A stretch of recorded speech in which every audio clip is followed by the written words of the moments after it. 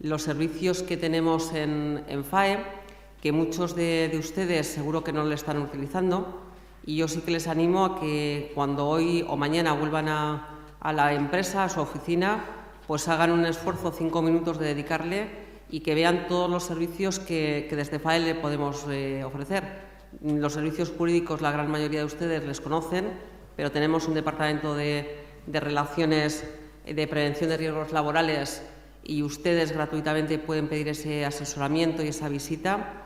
El informe no se lo vamos a hacer, pero yo creo que es bueno que si ustedes lo desean, pues llamen al Servicio de Prevención de Riesgos Laborales y puedan concertar esa visita. En materia de financiación, hemos firmado a fecha de hoy convenios con Caja de Burgos, con Caja Círculo, con Caja Rural, con el BBVA y con la Caixa, pendiente de la firma en próximas fechas con el Banco de Santander. Sí que decirles que en esta materia el año pasado organizamos un seminario de cómo negociar con una entidad financiera. Yo creo que nos quedamos cortos, o la gente que asistió se quedó con más ganas, y este año estamos pensando también en abordar de nuevo, pero incluso con mayor número de horas, este tipo de seminarios. Y también, como ustedes habrán conocido por la prensa, estamos pensando, y en estos momentos se está diseñando, una cooperativa de crédito, o lo que alguno de ustedes habrá también oído hablar de los Business Angels. Es un proyecto en el que tenemos mucha ilusión en FAE, en la patronal, y lo único que pretendemos con ello es ayudar a algunas empresas, a nuevos proyectos de emprendedores, a que sus proyectos se puedan materializar y que les podamos ayudar, que por falta de financiación, en este caso, bueno, pues su proyecto no se quede parado. En materia de competitividad, sí que decirles que en estos momentos y hoy hemos presentado un convenio que nos lo va a patrocinar Caja Rural, que es Engánchate a las redes sociales. Entendemos, yo sí que quería decirles, el Instituto Nacional de Estadística ha elaborado un estudio sobre la implantación y el uso de las redes sociales por las empresas, y para nuestra sorpresa, en Burgos junto con Ávila, son las provincias de España con menor implantación de nuestras empresas en redes sociales. Preocupados porque entendemos que puede ser una oportunidad, una nueva herramienta para que las empresas puedan estar posicionadas, puedan vender sus productos o servicios, vamos a comenzar con una próxima jornada aquí en FAE, y luego haremos talleres totalmente prácticos para que todos ustedes, bueno, pues conozcan lo que es el Twitter, el Facebook, y desde luego que no quede que FAE les eche una mano para posicionarse e implantar las redes sociales. En el tema de morosidad, también recordarles, tenemos una comisión de morosidad, una comisión de seguimiento de la morosidad que tienen las administraciones públicas con las empresas. En algunos casos, algunos de nuestros asociados sí que nos habían requerido el hacer un seguimiento también de la morosidad entre empresas. Nos parecía más delicado porque no dejan de ser todos ustedes asociados nuestros. En la Comisión de Seguimiento de la Morosidad sí que estamos manteniendo reuniones con las administraciones más próximas, en este caso las de Burgos, y bueno, alguna cosa hemos ido avanzando y alguna cosa estamos consiguiendo. Pero desde luego que nuestra máxima es conseguir que los plazos de la Ley de Morosidad se cumplan y que en relativo periodo de tiempo, pues bueno, se acerquen a FAE y nos puedan decir que se han regularizado todas las facturas que tenían pendientes nuestros clientes y proveedores con las administraciones públicas. Y de verdad incidir, vean nuestra página web, visiten todos los acuerdos, y también el que todos ustedes se vayan conociendo, que tienen oportunidades de hacer trabajos entre ustedes, y siempre puede salir un nuevo contrato. Pero esta tarde la jornada va a ser cómo gestionar los impagos. Y nos van a acompañar del despacho Garrigues, al cual agradecemos una vez más su presencia, el que nos acompañe con el despacho Garrigues de Burgos, colaboramos habitualmente, y hoy nos acompaña Cecilia Martínez Bárcena, que está a mi derecha, en la parte más externa, y a mi lado María de Alessandro Luchetti. Su exposición va a versar sobre cómo gestionar el cobro desde un punto de vista de procedimiento judicial. Ellas mismas, mis compañeras, les van a decir, y yo también les animo a que interrumpan cuando vayan exponiendo distintas situaciones o distintos procedimientos, para que las interrumpan y que no se queden con ninguna duda. Queremos que sea eminentemente práctico, que no se quede ninguna duda sin resolver, y esperamos que sea de total agrado y que cuanto menos lo tengan que utilizar, mejor. Pero bueno, dados los tiempos que corren, por desgracia, pues más de uno de ustedes lo tiene que aplicar. Para ello, pues te doy la palabra, Mariana. Bienvenidas una vez más y gracias. Buenas tardes a todos, muchas gracias por su asistencia. En primer lugar, permítanme también en nombre del despacho Garrigues dar las gracias tanto a Emiliana como secretaria general de la FAE, como amiga y compañera letrado que es, que con tanto cariño nos recibe siempre. Nos encontramos siempre en FAE como en nuestra casa. También quería agradecer a Íñigo, responsable del área de formación, que nos estimula constantemente a la búsqueda de nuevos asuntos y de nuevas cuestiones que sean interesantes para todos ustedes, para poder aportar desde FAE siempre la máxima noticias de actualidad, reuniones de este tipo, todo tipo de charlas y de ponencias que sean de su interés, como me consta se está haciendo y como la exposición de Emiliana también ha puesto de manifiesto pues ahora mismo. Y por último, pues a todo el resto de esta casa, en la que, como les decía, pues también nosotros nos sentimos como en la nuestra, principalmente por la existencia de este convenio de colaboración que existe entre la propia FAE y el despacho Garrigues, que fue firmado por don Antonio Garrigues hace algún tiempo, y a través del cual pues se nos permite que los letrados del despacho Garrigues, abogados y asesores tributarios, pues podamos compartir con ustedes estos momentos pues más bien de reflexión sobre temas de actualidad, de compartir un poco en cuestiones más allá de lo que nosotros les podamos aportar desde nuestra perspectiva de asesores jurídicos y de carácter técnico, pero principalmente compartir con ustedes sus necesidades y en la medida que podamos ayudarles, pues ese es el objetivo en definitiva de estas charlas. Entrando brevemente en lo que va a ser la exposición total que vamos a realizar tanto Cecilia como yo misma, en primer lugar pues el objeto el objeto de esta charla, como comentamos, tiene que ver pues, con la gestión del impago, ¿no? Y en primer lugar voy a hacer una muy breve exposición por mi parte, en la que van a encontrar un montón de reflexiones que son comunes, pero por ser comunes y por ser sabidas y por ser pues, lo que ustedes están haciendo, espero que se reconozcan claramente en las cuestiones que les voy a ir exponiendo a lo largo de esta breve y primera exposición. Sin embargo, pues no dejen de ser importantes para recordar entre todos qué cosas debemos de hacer para prevenir estar en situaciones de impagados, qué medidas preventivas debemos de adoptar, que a la hora de contratar y de firmar nuevas operaciones, qué cosas debemos de tener en cuenta, cómo podemos actuar. Será una primera breve exposición en relación con estos asuntos. Y en un segundo lugar, pues Cecilia les va a exponer pues toda la fase ya, como si dijéramos, contenciosa, es decir, todos los procedimientos judiciales que en virtud de las distintas circunstancias se pueden dar para reclamar ya definitivamente y en vía judicial, una vez agotado cualquier otra posibilidad, para la reclamación de las deudas a sus morosos. Como les decía, espero que se reconozcan expresamente en esta primera parte de la exposición en las medidas que cualquier empresario diligente debe adoptar para prevenir en la medida de lo posible o para tener los mejores contratos posibles o para adoptar las mejores medidas para garantizarse el cobro y que, pues que permita que me disculpen en la medida en la que les diga cosas que ya saben, pero bueno, no está mal de todo recordar qué conviene hacer. Por otro lado, también antes de comenzar, señalar, como les decía Emiliana, que se sientan, por favor, libres para interrumpirnos en cualquier momento, si les sugiere cualquiera de las cuestiones de las que vamos hablando alguna cuestión. Basta con que levanten la mano, nosotras enseguida paramos y comentamos sobre lo que sea de su interés. Intentaremos no alargarnos tampoco excesivamente.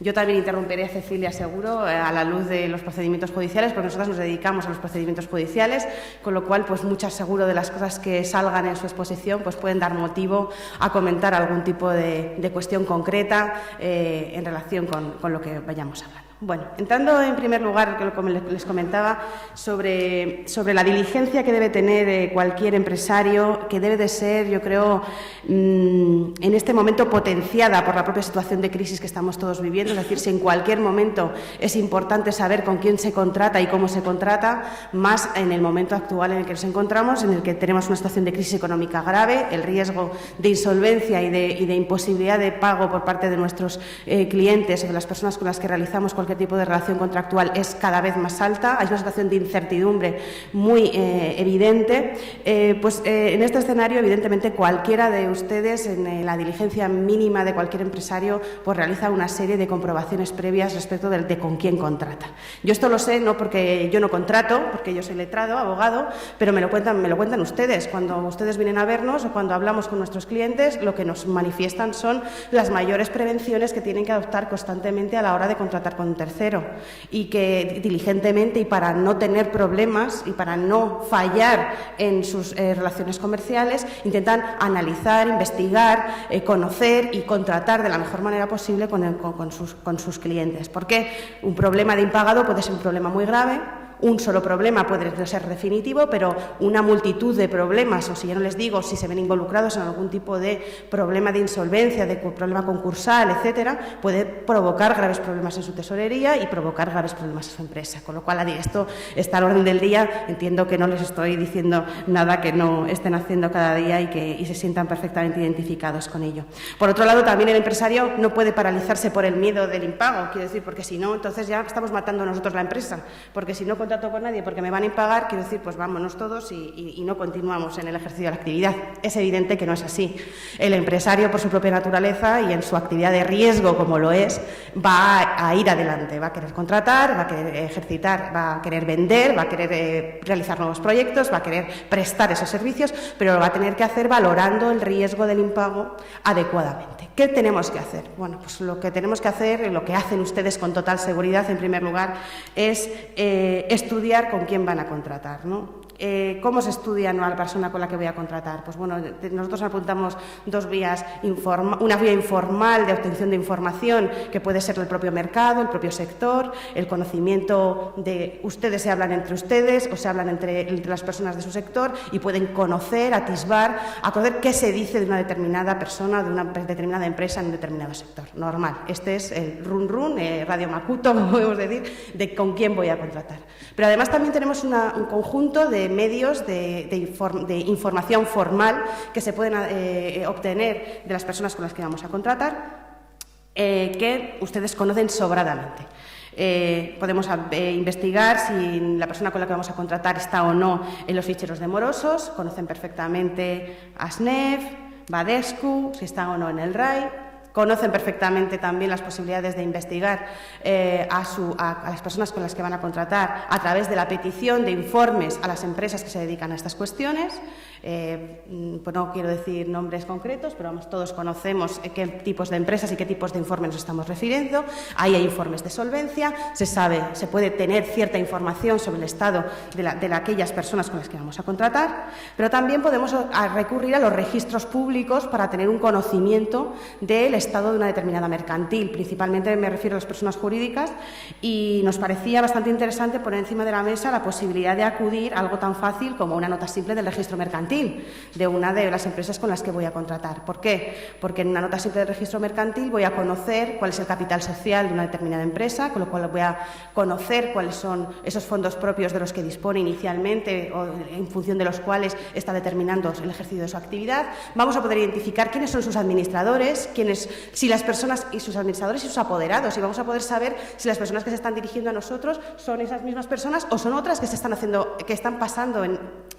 pasar probablemente pueden estar vinculados a la empresa, pero bueno, pues se podría hacer un análisis y podía detectar incluso la existencia de alguien que se está haciendo pasar como representante de una empresa no siéndolo, que no sería la primera vez que nos encontramos con circunstancias de ese tipo, no es evidentemente lo normal, pero a través de eso también van a conocer cómo es el órgano de administración, quiénes son las personas apoderadas, también va a poder tener acceso a conocer si esa empresa está depositando o no las cuentas anualmente, como aparece tal, es decir, si está cumpliendo de forma adecuada con sus obligaciones mercantiles, lo cual tiene mucha trascendencia a otros efectos, puede tener la hoja registral cerrada, con lo cual ahí también detectarían irregularidades que podrían ponerle sobre la pista de circunstancias anómalas en relación con una determinada posible cliente.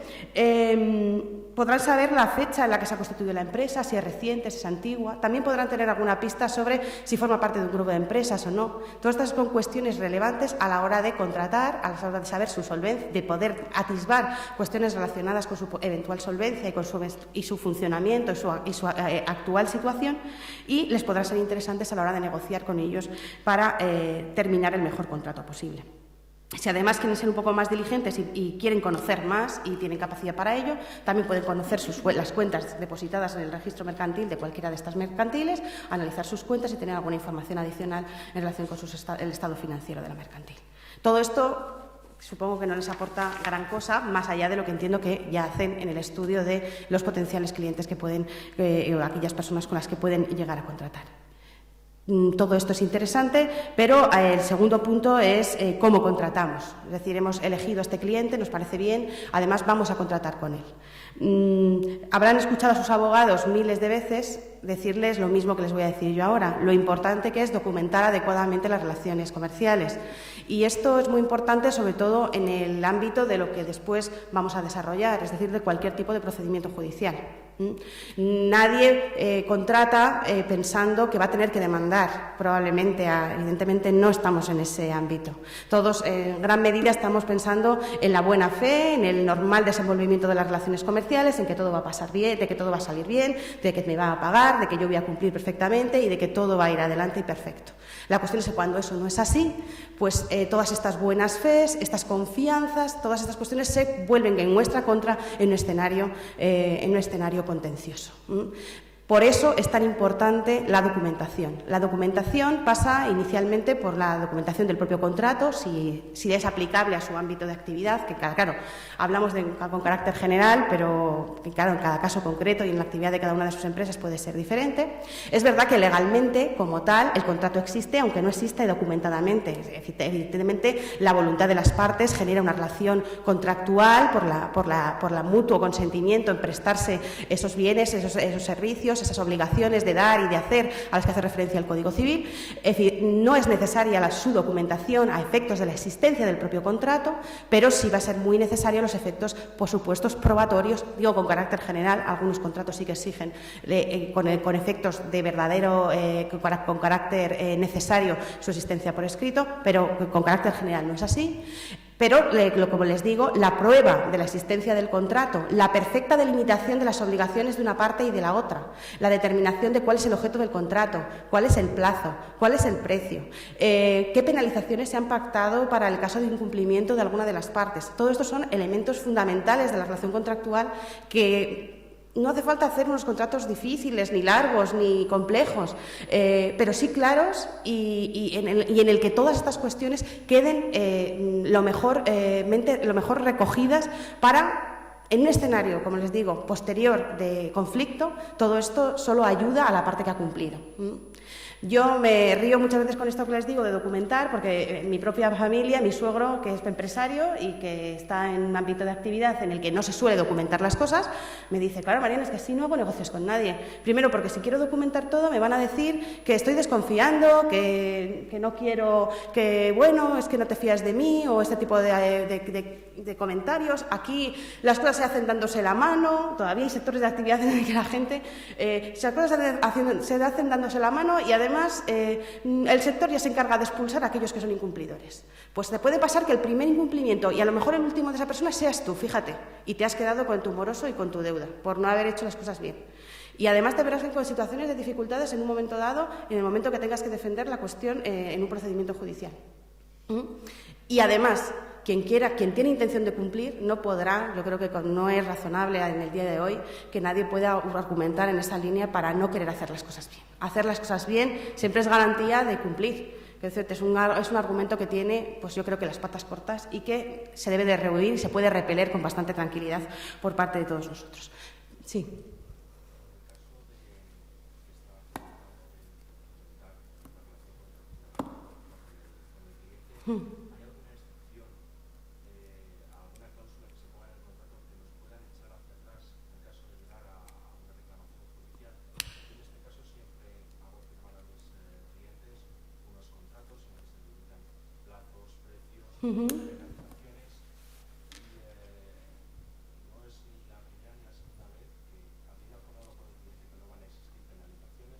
Que no.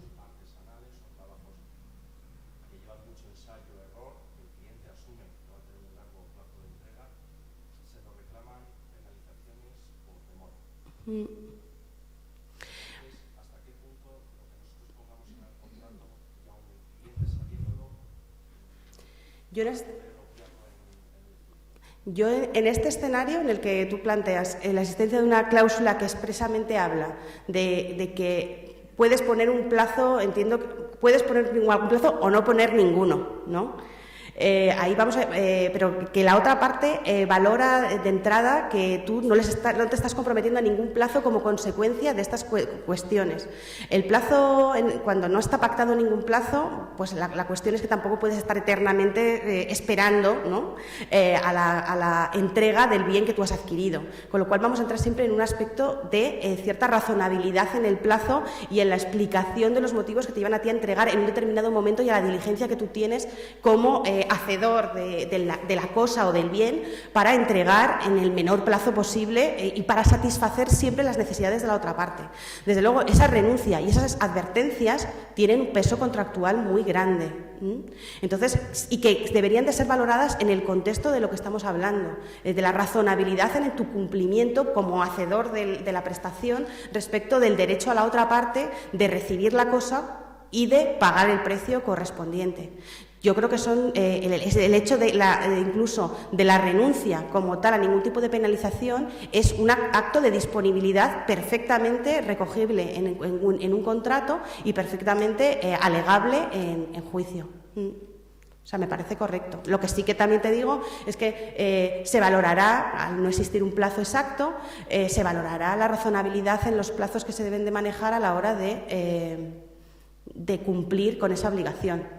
Y también te digo otra cosa, la posibilidad de que llegaras a frustrar el interés económico subyacente en el contrato de la otra parte, de manera que tu retraso derivado pues, de tus problemas, los que cualesquiera que tuvieras, pudieran hacer inútil definitivamente el interés económico que la otra parte tenía al contratar contigo. En ese caso, la otra... Pero entiendo que no es exactamente los escenarios que me estabas planteando. Pero eso podía llegar a pasar. Y pudiera llegar a pasar y la otra parte así lo alegara, hablaríamos de un verdadero cumplimiento esencial de del contrato por tu parte.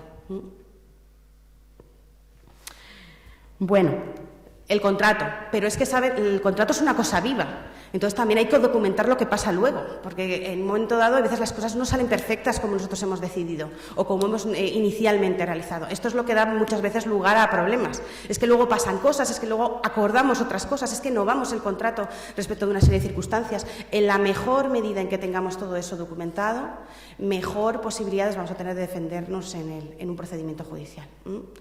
La documentación, por supuesto, mercantil básica, todo eso, facturas, albaranes, todo esto, evidentemente, pues conservarlo adecuadamente, tener toda esa información, todo eso ayuda.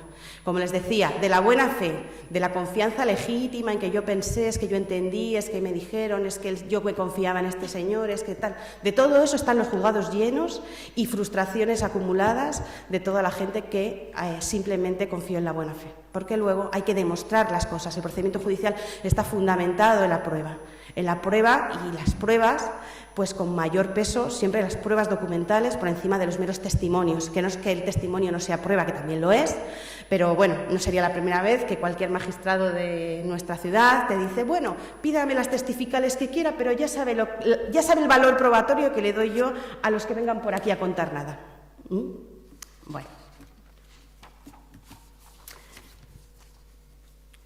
Hemos elegido al cliente en la medida de lo posible, le hemos investigado, le hemos dado lo que es la suficiencia, hemos hecho un contrato, estamos documentando adecuadamente ese contrato. ¿Qué puedo hacer yo? ¿Qué medidas puedo adoptar para proteger en alguna medida el cobro, asegurar de alguna manera el cobro de mi relación contractual, de la deuda que se genera en ese contrato?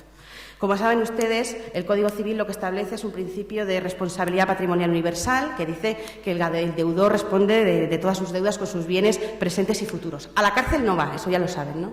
A la cárcel por deudas no va nadie, pero responde con su patrimonio actual, presente y futuro. ¿Qué podemos hacer? Podemos sumar patrimonios. Yo tengo un deudor, que puede ser una persona física o jurídica, pero lo que puedo hacer es atraer otros patrimonios de otras personas físicas o jurídicas para que me avalen, para que también esa deuda.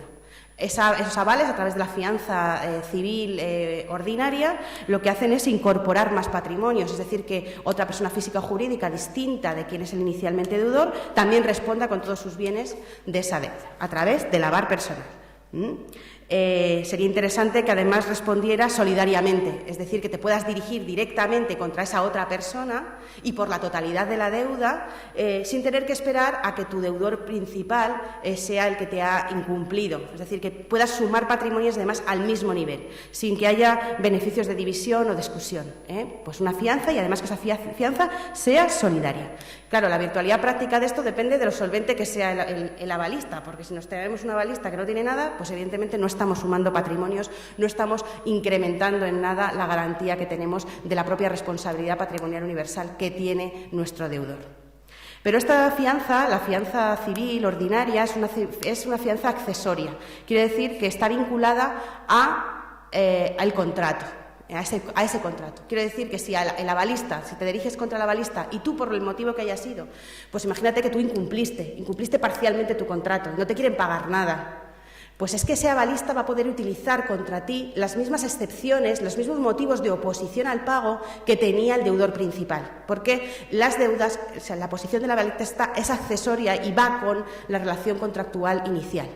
Sin embargo, hay otro tipo de avales, que son avales a primer requerimiento, que tienen otra naturaleza, una naturaleza distinta, independiente, autónoma, que permite que se separe la obligación de pago del avalista inicialmente de la obligación del pago del deudor principal, de manera que éste no pueda oponerte las excepciones que te podría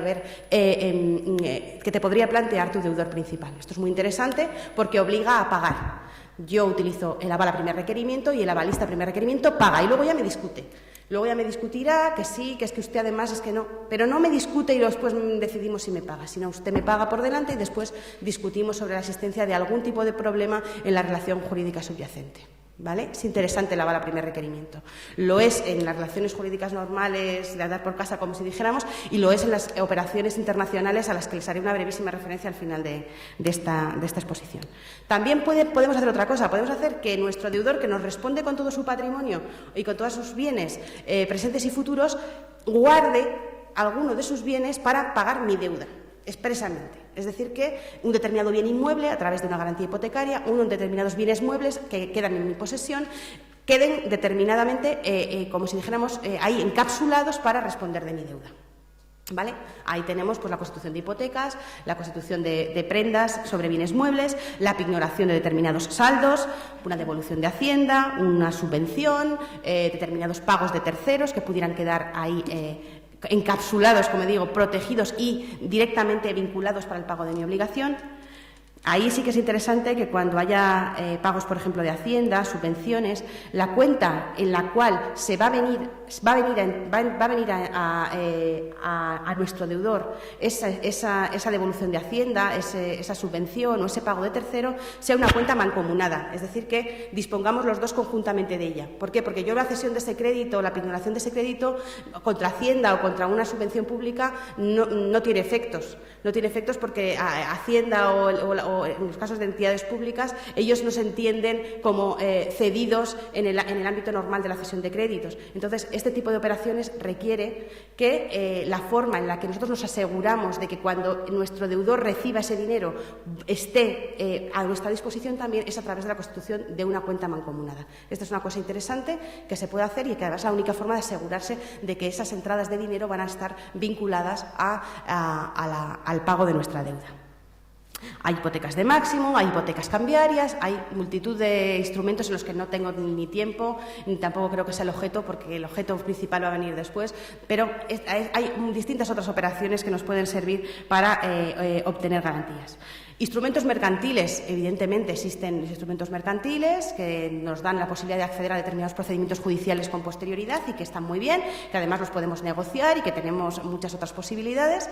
Tenemos entre los más aseguradores del cobro los que son dinero, o sea, el cheque bancario, los pagares conformados, los pagares avalados. Utilicemos en la medida de lo posible todo eso.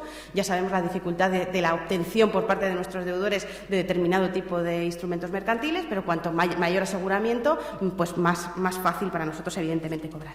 También nuestro cliente nos puede haber dado paso a una línea de confirming, es decir, usted tiene confirmado todo el pago de sus proveedores a través de estas entidades financieras y a través de este mecanismo. Es verdad que te vincula necesariamente a tener que cobrar a través de una concreta entidad financiera y, en su caso, además tener que pagar algún tipo de gasto, pero bueno, también tienes ahí una posibilidad más asegurada del cobro de tu deuda.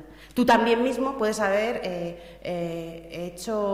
utilizado una dinámica de factoring a través de las cuales tú vas a ceder a una entidad financiera la totalidad o parte o grupos de remesas de tus derechos de crédito para, a través de la entidad financiera, se encargue ella directamente de todo el cobro de tus impagados, para que además ella te adelante el pago de todos esos créditos y que además en los supuestos de factoring sin recurso, pues además se haga cargo de la eventual insolvencia de tus clientes.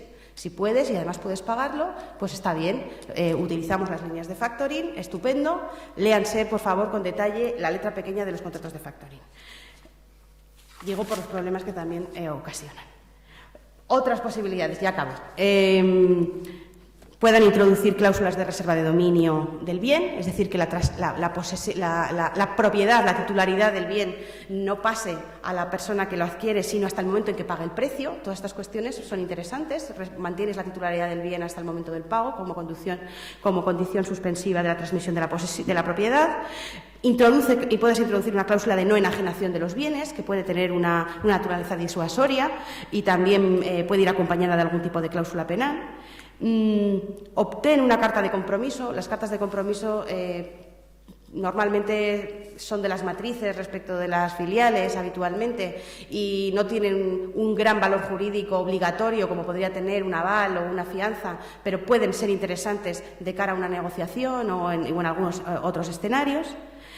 Obtén un reconocimiento de deuda en escritura pública. Esto es una cuestión muy interesante y que Cecilia va a insistir mucho en ello. Esto, sobre todo, yo creo que más que de entrada puede suceder en un momento en el que ya tenemos un impago. Tenemos un impago, alguien que debe, que necesita refinanciar el pago de sus obligaciones, que nos dice dame unos plazos, ¿cómo lo hacemos? Yo te reconozco que te debo y... Bien, me vas a reconocer que me debes, vamos a fijar un calendario de pagos, pero lo vamos a hacer en escritura pública y tú pagas los gastos de escritura, etcétera, etcétera. Pero, ¿por qué? Pues porque ahí vamos a tener un título ejecutivo. El incumplimiento de esos plazos de pago, que además puede llevar una cláusula de vencimiento anticipado de la totalidad de la deuda, además va a ser un título ejecutivo que nos va a permitir despachar ejecución directamente en un procedimiento judicial en el caso de incumplimiento. Cecilia lo va a explicar luego mejor. Pero esta es una cuestión, da un valor añadido a ese reconocimiento de deuda, la escritura pública. De la misma manera también que la cesión del derecho de crédito. La cesión de derechos de crédito, es decir, yo no te puedo pagar, pero este me debe a mí, entonces yo voy a cederte mis derechos de crédito frente a tercero, se lo vamos a comunicar, muy bien, se lo vamos a comunicar para que ese ya no te pueda pagar a ti, sino que me tenga que pagar a mí necesariamente para pagar su deuda, y además vamos a hacerlo también en escritura pública, y vamos a ir los tres y lo vamos a hacer en escritura pública, de manera que esa cesión de créditos en escritura pública también sea un título directamente ejecutivo. Ahí estamos ganando valor. También podemos, en un escenario ya último, podemos estar en escenarios de dación en pago. No te puedo pagar, pero te voy a dar un bien.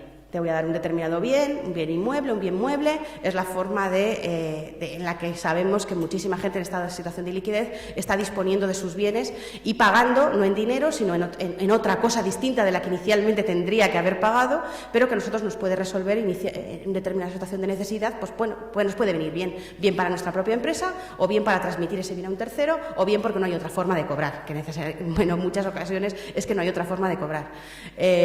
Bueno, pues aquí hay todo tipo de soluciones imaginativas. Ha habido pues nada, que cobrar en bienes que a lo mejor no tienen nada que ver a la empresa ni a su objeto social, pero tiene la posibilidad de encajárselo a un tercero y a través de esa forma pues obtener una cierta liquidez de una operación. A veces hay que convertirse en vendedores de productos que no son tuyos, que son los de tu cliente, pero que es la única forma de que a través de la venta de esos productos pues llegues incluso a poder cobrar. Y finalmente solamente hay que hacer una referencia al crédito documentario, que lo conocerán también, y a una novedad que son estas URDG 758 de la Cámara de Comercio Internacional de París, que principalmente tiene que ver con la aplicación de las normas del aval a primer requerimiento que les he comentado con anterioridad, pero a las operaciones internacionales y a través de las entidades financieras. A través de estos mecanismos del crédito documentario, lo conocerán sobradamente, a través de él se operan la seguridad en el cobro de muchas de las operaciones internacionales a través de las entidades financieras, a la simple presentación de una serie de documentación acreditativa de la entrega de las mercancías, etcétera. A través de eso pues se genera esta fluidez, sobre todo para la realización de negocios jurídicos en países y principalmente peligrosos, o no solamente peligrosos, pero generalmente en el extranjero, en el que se tiene menor conocimiento de la situación a veces del propio deudor y de las condiciones económicas del país y de cómo se asegura el cobro de esas cantidades. Y luego estas, principalmente lo he incorporado porque si no mis compañeros de mercantil me asesinarían. Me insisten en que es una de las novedades más importantes, las normas URGD que les comentaba, porque es una nueva normativa que está en vigor desde finales del año 2010 y de la que se está hablando muchísimo en la actualidad. Probablemente algunos de ustedes lo conozcan hasta mucho mejor que yo. De hecho, esta última semana en Barcelona, patrocinado por una entidad financiera, que si les interesa ya les diré luego quién es, que es la más avanzada en relación con este tipo de producto, pues están hablando y se está reflexionando mucho sobre ella, porque es un producto súper novedoso que garantiza casi al 100% el cobro de las operaciones, de determinado tipo de operaciones comerciales, principalmente a través de este mecanismo que les digo del aval al primer requerimiento. Al final vas a tener una entidad financiera que a primer requerimiento va a pagar o bien la deuda o a garantizar cualquier tipo de obligación frente a un tercero, y sin que haya pues margen de incumplimiento ninguno. Y eso otorga una seguridad a cualquier tipo de relación comercial pues altamente recomendable.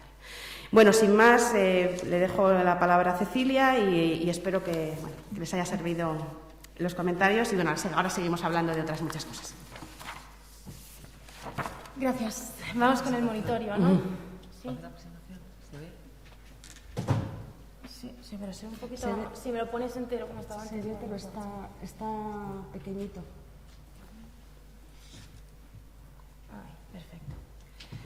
Bueno, pues vamos, si les parece, primero con el proceso monitorio. Supongo que más o menos, quien más, quien menos ya les suena. En principio, pues bueno, es un... No sé si se oye bien.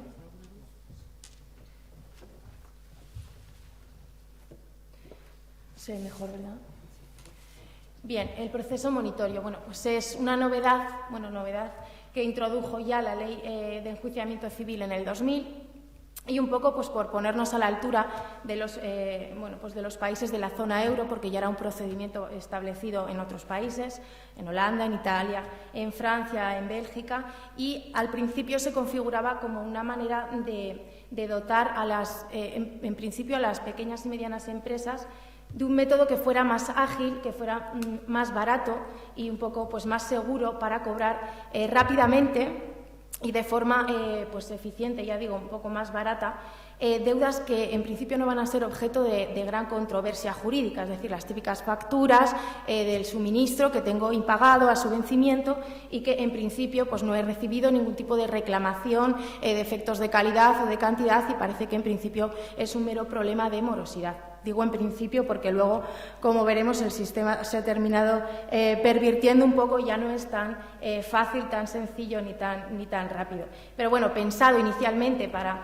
pequeñas y medianas empresas, bueno, pues ahora está generalizado su uso por todo tipo de operadores económicos, por pequeñas, medianas, grandes compañías e incluso por entidades bancarias. Hubo un primer momento en el que estaba vetado este sistema de cobro o este procedimiento para entidades bancarias, pero hoy en día también grandes compañías telefónicas, hidroeléctricas y demás utilizan estos procedimientos.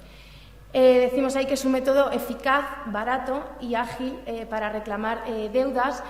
También tiene un objetivo bastante interesante, que es el de la posibilidad del recobro del IVA, que les sonará que a través del artículo 80, en el apartado 4 de la ley del IVA, se nos permite recobrar aquel IVA que hayamos soportado y que no vamos a llegar a recobrar de nuestros clientes cuando les hayamos reclamado judicialmente, también cuando simplemente les hayamos reclamado a través de un requerimiento notarial, pero que si yo pongo un monitorio ya puedo ir ante la Agencia Estatal de la Administración Tributaria y acreditar que le he reclamado, con lo cual yo ya voy a poder por lo menos reclamar y recobrar ese IVA. Estos visos o este desideratum tan fantástico de agilidad al final pues se topa con la realidad práctica y sí se ha establecido un procedimiento que es más sencillo y que es más ágil, que es más barato, pero también pues además sobre todo incentivado por estas épocas actuales de crisis en las que navegamos, bueno, pues se han masificado este tipo de reclamaciones y al principio, bueno, y la verdad es que está bastante saturado en este tipo de reclamaciones los juzgados, con lo cual esos tiempos de tramitación media que se pretendía que fueran lo más cortos posibles, bueno, pues vienen a ser bastante parejos en algunas ocasiones a lo que venían siendo los tiempos de tramitación media de los procedimientos que ya existían, de los tradicionales juicios ordinarios o verbales en función de la cuantía. Y está pensado pues, para penalizar la rebeldía o la inactividad, la desidia del deudor, de aquel deudor que no daba explicaciones, que no nos decía nada, que nunca nos contestaba al teléfono y que cuando recibía la reclamación monitoria no hacía nada, ni se oponía, ni pagaba, con lo cual en un escenario anterior el procedimiento seguía igual, seguía en rebeldía, con lo que supone más dilaciones, más tiempo, más costes de la Administración de Justicia. Sin embargo, en el procedimiento monitorio, como veremos cuando expliquemos en qué consiste, cuando no pasa nada, cuando ni pago ni me opongo, cuando me requieren en un monitorio, se va a pasar directamente al despacho de ejecución. Directamente se va a abrir una ejecución contra mis bienes y mis derechos, con lo cual por eso dice que penaliza de alguna forma la rebeldía o más bien la inactividad. ¿Y cómo funciona? Bueno, pues lo primero es la presentación de una petición inicial monitoria, no es una demanda estrictamente, es una petición en la que yo tengo que documentar indiciariamente o tengo que hablar pues, del origen de la deuda, el porqué. Tengo que acompañar, que ahora hablaremos cuáles son los documentos esenciales para acreditar el importe y la realidad del crédito que estoy reclamando. A partir de ahí se admite por el juzgado competente, en su caso, se hace una valoración a priori de la competencia, lógicamente, se admite y se requiere al deudor, se le da traslado de la petición inicial monitoria y se le dan 20 días procesales en los que pues puede hacer tres cosas. Puede abonar el importe, puede coger y pues depositar el dinero que le estoy pidiendo en la cuenta del juzgado y aquí paz y después gloria. En este caso no hay condena en costas porque al no ser preceptivo utilizar abogado y procurador en la redacción de la petición inicial, pues lógicamente como no he devengado yo costas y si las he devengado ha sido porque yo he recurrido por una cuestión de decisión estratégica o porque me ha parecido bien abogado y procurador, pues no le voy a poder repercutir ese coste. También puede oponerse y, dice la ley, manifestar de forma sucinta por qué no debe, ya sea todo o ya parte de lo que le estamos reclamando. Esto de la oposición sucinta ha generado muchos problemas en la práctica porque la ley no exige siquiera argumentar con una mínima extensión el por qué no te pago. Es decir, basta con decir, nosotros hemos visto posiciones del estilo no reconozco las facturas, prácticamente niego que te conozca, que te haya conocido alguna vez, y no se dice nada más, no se da ninguna pista. Realmente es que no tiene por qué, porque la ley no lo exige, con lo cual, en principio, ahí nos pueden colar cualquier tipo de razón de oposición. Y ni siquiera, ya digo, permitirnos esbozar a qué se refiere, porque el escrito de oposición pues puede ser de una frase tranquilamente. Creo que solamente he visto una ocasión en la que un juzgado ha vuelto a requerir a su vez al deudor para que explique el por qué se está negando a ese pago. Y luego pues puede no hacer ni lo uno ni lo otro, directamente ni formular oposición ni abonar el importe de la deuda, entonces se va directamente a despachar ejecución y vía libre pues a pedir averiguación patrimonial, a solicitar en el punto neutro judicial, que se llama pues cuáles son los bienes o derechos embargables que aparecen a nombre de este deudor. Y no cabe hacer nada más. Sí, dime. Plazos de tramitación media. Pues depende mucho del tipo de juzgado, de concretamente qué juzgado estemos hablando, de qué ciudad y muchas veces dentro de la ciudad de qué tipo de juzgado estemos hablando. Pero bueno, sí que me he visto cuáles son un poquito más o menos las estadísticas medias de tramitación. En los casos en los que hay despacho de ejecución directamente, en esos casos de inactividad, se puede llegar a tener en un término medio de 8 meses ya la traba de algún embargo, siempre y cuando la averiguación patrimonial haya sido positiva. O sea, que hablamos en el mejor de los escenarios de casi 8 meses. En Burgos nos movemos en un poquito más de agilidad, pero bueno, también depende de dónde nos lo turnen. Sí. Aparte de esos presupuestos, ¿se puede realizar un proceso de reconvención sobre la reclamación? No, en este momento no tienes la posibilidad. Como mucho lo que podrías hacer es oponerte diciendo que tienes una deuda compensable, pero en ese momento no la puedes tampoco solicitar. Es decir, cuando hay una oposición, lo que va a ocurrir va a ser que me van a obligar a mí, al reclamante, a poner una demanda e irme al juicio que proceda conforme a la cuantía, un juicio ordinario o un juicio verbal. Entonces, será en ese momento, cuando ya se haya formalizado lo que es la demanda, en este caso de ordinario o de verbal, cuando al contestar, ya sea a través de una contestación por escrito, en el primer caso, o en el verbal, cuando vaya ya a la vista a contestar mi demanda, cuando pueda reconvenir o, en ese caso, cuando pueda solicitar o documentar que tiene ese crédito compensable, o en su caso ese saldo a favor a su favor más allá o que excede el que yo le estoy solicitando. Pero el escrito de oposición está pensado únicamente para oponerte a lo que te están pidiendo. Te habrán adjuntado sus facturas, albaranes, pedidos, etcétera, pues simplemente te tendrás que pronunciar sobre eso en ese momento. Bien.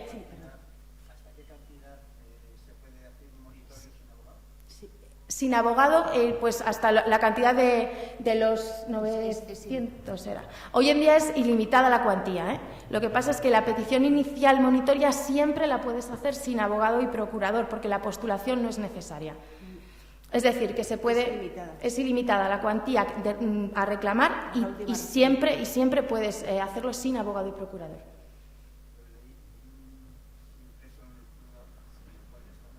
Sí, pero es que es anterior a la reforma, no los habrán actualizado. Tuviste uno que no, usted vio uno que no estaba actualizado a la reforma.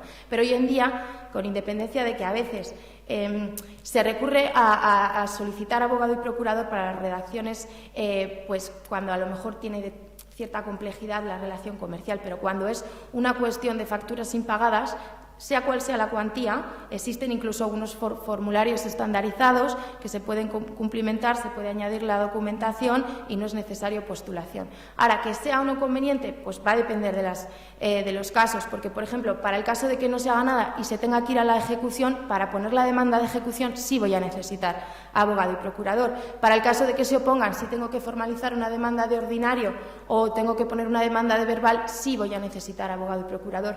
Pero en este estadio inicial, lo que es la petición inicial monitoria, sea cual sea la cuantía que yo pida, es sin postulación procesal, sin abogado y sin procurador. Vale, por eso digo ahí que... Ah, perdón, no lo veo. Sí.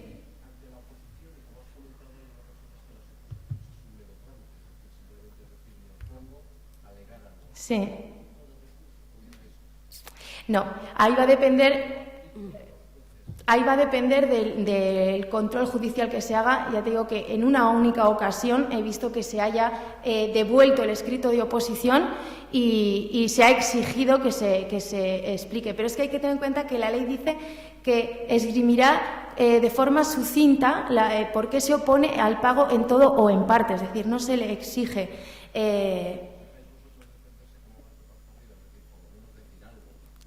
Hombre, ahí es un término medio entre yo tampoco desvelaría lo que voy a contestarte en la demanda en mi escrito de oposición, porque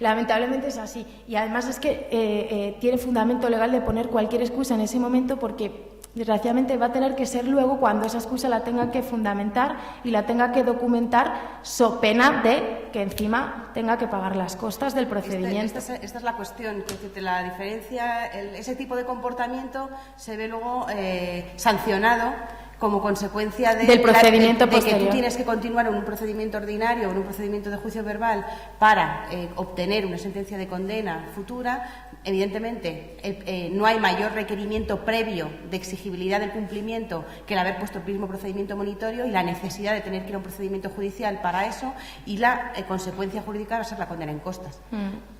Lo que pasa es que es de alguna manera en todo caso lo que pasa es que esto dilata evidentemente en el tiempo hasta el momento en el que sea condenado, y pues la situación de insolvencia se puede ir deteriorando. Sobre todo lo que se evita es que se despache inmediatamente ejecución. Entonces hay alguien que puede decir, bueno, pues asumo el riesgo de una eventual condena en costas, pero de momento no me despachas ejecución y de momento no te pago. Sobre todo lo hemos visto en muchas ocasiones en sociedades o en empresas que están intentando refinanciarse o que están, bueno, pues todo lo que sea aplazar, pues se allana el camino. Vale, entonces, bueno, pues un poco las tres notas de características o que son las principales ventajas, pues irían de la línea de lo que hemos comentado. El tema de la reducción de costes, porque no es necesario letrado y procurador, porque en su caso incluso se puede acudir a él con un reconocimiento de deuda que hablábamos antes, intervenido ante notario, que reduce también el gasto de un ejecutivo. Es posible ir no solo con facturas y albaranes a un monitorio. Sencillez, la documentación es la que manejamos todos, con independencia de que tengamos o no, como comentábamos antes, un contrato que determine el núcleo de las obligaciones y de los derechos de la relación contractual. Siempre vamos a tener facturas, o en la mayoría de los casos, también adicionalmente albaranes, también ofertas firmadas, presupuestos firmados, es decir, cualquier documento que acredite la existencia de esa relación comercial entre el que requiere y el que es requerido.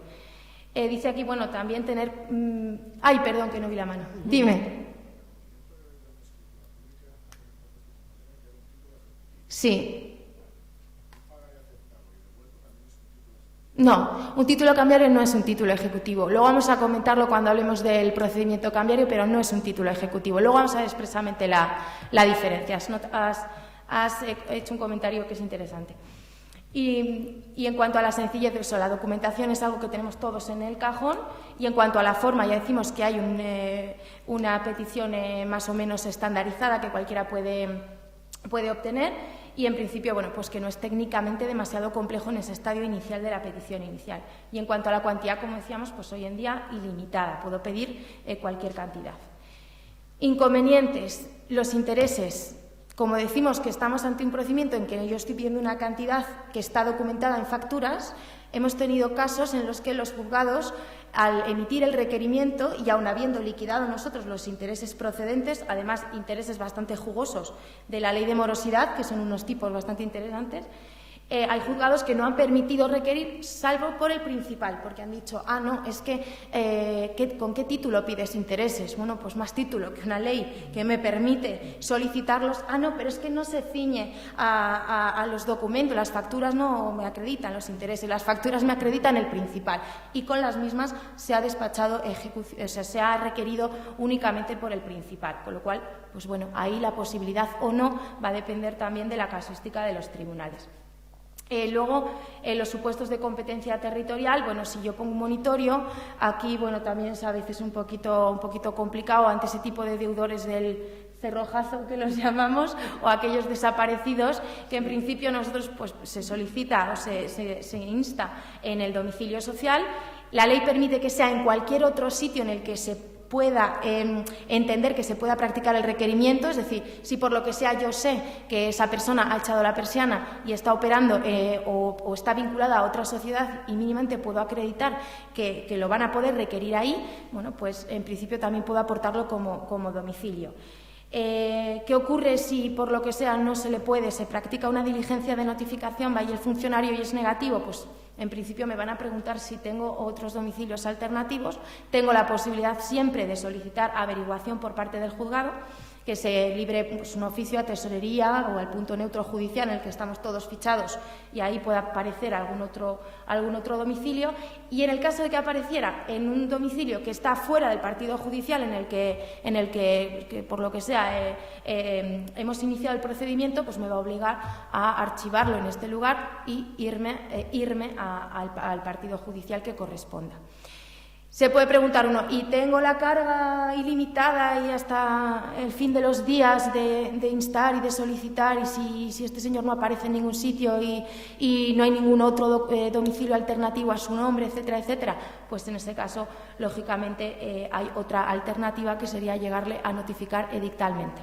Se le puede llegar a notificar, que en la práctica pues es la copia de la petición inicial en el tablón de anuncios del juzgado. Vale, ¿qué más? Desventaja, el tema del cobro de las costas. Si yo he requerido de abogado y procurador, aunque me paguen o pase lo que ocurra, no se las voy a poder repercutir. Y el problema famoso de los motivos de oposición. No hay motivos tasados, con lo cual, como bien se apuntaba antes, se puede alegar prácticamente cualquier cosa. Y bueno, pues es muy amplia las posibilidades reales de defenderse, al menos en ese primer momento. Ya digo que luego, en sede del procedimiento ordinario, el procedimiento verbal, pues lógicamente ahí va a haber que documentar la contestación y va a haber que, pues en principio, que sostener una línea de defensa mínimamente creíble. Y para acabar brevemente, saber simplemente que existe también la posibilidad de requerimientos monitorios a nivel transfronterizo. Cuando tengamos operaciones que pues suele ser muy común operar, pues lógicamente con países vecinos, mientras sea dentro del ámbito de la Unión Europea, a través de este reglamento, que ya está en vigor desde 2007, se puede tramitar lo que es el requerimiento de pago, pues prácticamente lo mismo que hemos comentado, pero con algunas diferencias, a nivel comunitario.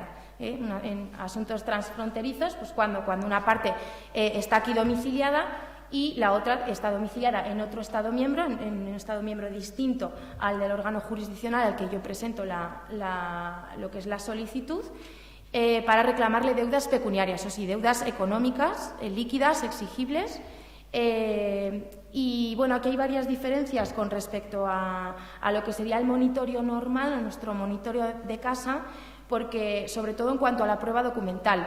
Hemos dicho que en nuestro caso, a nivel interno, tendríamos que aportar las facturas, los albaranes físicamente, y si son los originales, mejor, para evitar posibilidades de impugnación por la otra parte.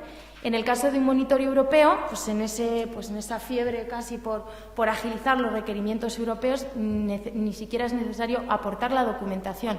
O sea, bastaría simplemente relacionar cuáles son las facturas reclamadas que me debe la sociedad francesa o la portuguesa, simplemente de relacionarlas y nada, cumplimentar el formulario estandarizado que anexa el reglamento.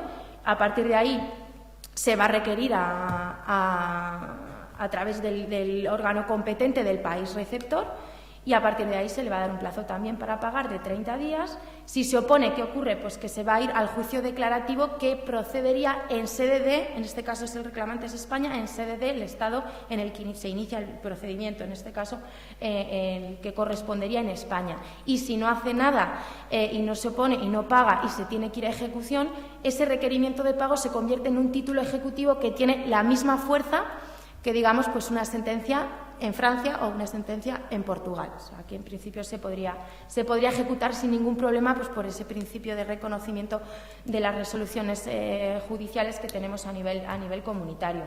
Tampoco es preceptivo la intervención de abogado y procurador. Y en principio, bueno, pues que deja, las salvedades fundamentales es que deja ahí colgando y nada dice acerca de la posibilidad de averiguación patrimonial de los bienes del deudor, que cómo voy a poderlo hacer, o sea, es decir, eso sí que no se ha uniformizado, no hay un punto neutro europeo que yo pueda ver, pues eso, los bienes y derechos que tiene. Al final, en la mayoría de las ocasiones, igual lo más interesante es precisamente hacer ese estudio de solvencia, como antes comentaba Mariana, antes que plantearme reclamar, sobre todo teniendo en cuenta, pues eso, los costes que me pueda llevar aparejado finalmente. Tampoco dice nada sobre si yo puedo pedir medidas cautelares o no para asegurar el cobro de esa deuda. Y bueno, pues en principio eso, que es un poquito poco garantista. Un comentario práctico porque está pensado, el monitoreo comunitario está pensado como para que tú entres en una página web que se llama Atlas Judicial Civil Europeo, que pueden entrar cualquiera de ustedes. Hay una serie que dice formularios, tú eliges el país, pones el domicilio de la empresa a la que tienes que requerir y te sale una serie de órganos jurisdiccionales que serían los competentes para entender de esa reclamación. Hasta ahí muy bien, porque ya sabes, tú esta es mi empresa, esta es a la que tengo que demandar, le voy a requerir de pago, tal, ya sé cuál es el órgano jurisdiccional, lo que pasa es que a veces aparece más de uno. Entonces, aunque eso está pensado como para que lo podamos hacer cualquiera, a veces es difícil hasta para un abogado realizar complementar este documento estandarizado. Es un documento estandarizado que vas metiendo los datos, lo vas cumplimentando, luego le das a traducir al idioma del país donde va a ir el requerimiento, se traduce íntegramente, lo sacas por la impresora y lo estás mandando al país. El problema es que no es tan fácil, o sea, yo creo que se quiere avanzar y es interesante que existan estos documentos, pero a veces es un poco complicado tomar decisiones. Primero porque, por ejemplo, el primer escollo lo tienes con el órgano jurisdiccional competente, que te pueden salir más de un juzgado de Francia o de Alemania, donde el domicilio de la empresa a la que tienes que requerir, pero es que hay que tomar una decisión sobre cuál es el juzgado competente. Y si tienes ya más de uno, pues a lo mejor te tienes que ir a investigar cómo es la planta judicial alemana para elegir el juzgado competente. Entonces, eso es difícil para un abogado, más para una persona que es lega en todas estas cuestiones. Después tienes problemas con el cálculo de los intereses moratorios, porque dicen cálculo de intereses, y tienes que saber cuáles son los intereses que se aplican en ese país para aplicar bien los intereses claro, cuál es la ley de morosidad traspuesta en Portugal y cuáles son los intereses. ¿Serán los mismos que en España? Es que ni siquiera sé cuáles son los de españoles. ¿Cómo voy a saber cuáles son los portugueses? Quiero decir que se hacen cosas buenas en esta línea, pero a veces no es tan fácil realmente para una persona lega acercarse a ese tipo de requerimiento, y ya les digo que a veces es difícil incluso para nosotros.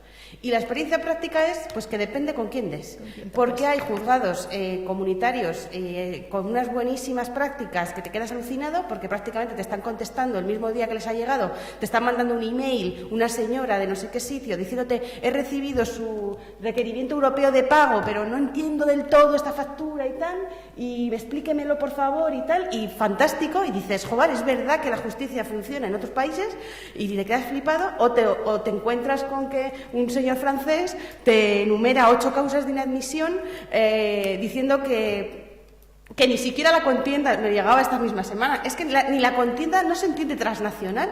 Y digo, pues joder, si mi empresa es española y su empresa es francesa, si esto no es transnacional, pues no sé qué será. Digo, porque te enumeran todas las posibilidades posibles de inadmisión. Dice, este señor se lo ha querido quitar de en medio y me ha mandado esto, y cuando yo me entere de lo que ha querido decir, pues vete luego a reclamarle, ¿no? Entonces, pues bueno, estas cosas también a veces son operativas, tienen interés sobre todo en que si tú tienes relación con tu empresa extranjera, es decir, tu cliente tiene relación con la empresa extranjera, el recibir un requerimiento, aunque no le hayan reclamado los intereses, pero bueno, que tenga una notificación del juzgado, le mueve y puede llevarle a pues a iniciar un periodo de negociaciones, a negociar una quita. Es interesante y luego, pues claro, la cuestión es que en cada país pues las circunstancias son muy diferentes. Y luego sí que es verdad que si no paga, ahí tú desde de mano, cuando inicias el procedimiento monitorio europeo, tienes que tomar una decisión desde el principio, que es si quieres continuar en la vía contenciosa del país o no quieres. Es una cosa que tú tomas la decisión, el juzgado recibe la decisión del requirente, pero no la comunica al requerido, evidentemente, porque si no, si tú ya has dicho que no vas a continuar en la vía, pues no pagaría nadie, evidentemente. Entonces, es una cuestión que queda entre el requirente y el órgano jurisdiccional del país, y en el momento en el que el requerido paga, si paga, perfecto, y si no paga, pues dependiendo de tu decisión previa de continuar en la vía jurisdiccional, ahí ya te tienes que contratar un abogado del país de origen para continuar el procedimiento y para continuar la ejecución, etcétera, etcétera. Pero bueno, es algo importante, que es interesante que sepan que existe. Si tienen curiosidad pueden entrar en los formularios y vean, pero se puede jugar muy fácilmente diciendo, a ver, esta empresa, este sitio, tal, pues cómo sería y quién sería el órgano jurisdiccional competente. A lo mejor, bueno, esto a mí me resulta divertido, pero a lo mejor es de formación profesional, perdonen. Pero... También pueden venir al despacho y lo hacemos por ustedes. Bueno, yo antes de que cambiéis de tema quería hacer un par de preguntas que se me ha ido un poco el hilo. Como he seguido, pues no te he querido interrumpir. ¿El plazo para reclamar el IVA cuál es? El plazo para reclamar el IVA. Tienes un plazo para emitir las facturas rectificativas. Y luego, a partir de ahí, tú lo que tienes que acreditar, no sé exactamente el plazo, pues no lo sé, pero tú lo que tienes que acreditar ante agencia tributaria es que tú le has reclamado, y basta con que tú le acompañes la copia de la petición inicial monitoria. Que solo con la copia de la petición inicial ya es suficiente para iniciar el expediente. Ahora, en el momento en que tengas la admisión a trámite, porque si no te lo piden en un momento, te lo pedirán posteriormente, se puede aportar en cualquier momento al expediente. Yo había oído que era, o sea, que una vez que pasaban 6 meses de la fecha factura, ya no se podía reclamar el IVA. Sí, yo creo que hay unos plazos. Hay unos plazos, sí, pero... Sí, hay unos plazos. Sí, hay unos plazos. 6 y luego 3, ¿no? Hay unos plazos, efectivamente. Hacienda, si no eres diligente... Sí. Vale, o sea que sí que son 6.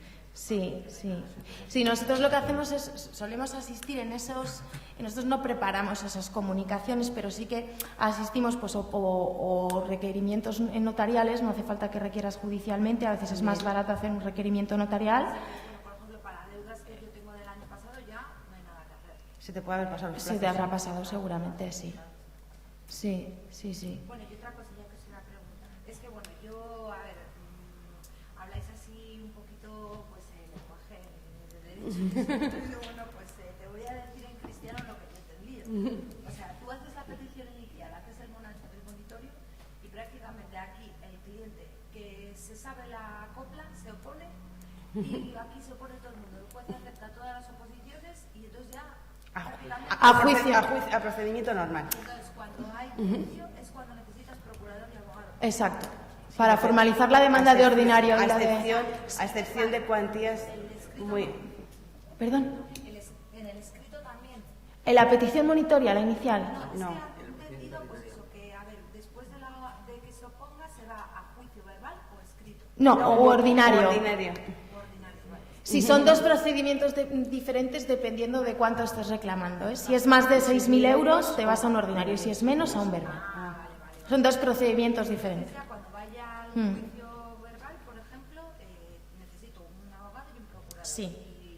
Y eso siempre que se haya opuesto. Sí, lo que te va a ocurrir va a ser que te va a decir el juzgado, este deudor se ha opuesto, con lo cual hay dos opciones. Si la deuda es menor de 6.000 euros, te va a decir directamente, día tal, vista de juicio verbal. Y ahí vas a tener que ir y ya está.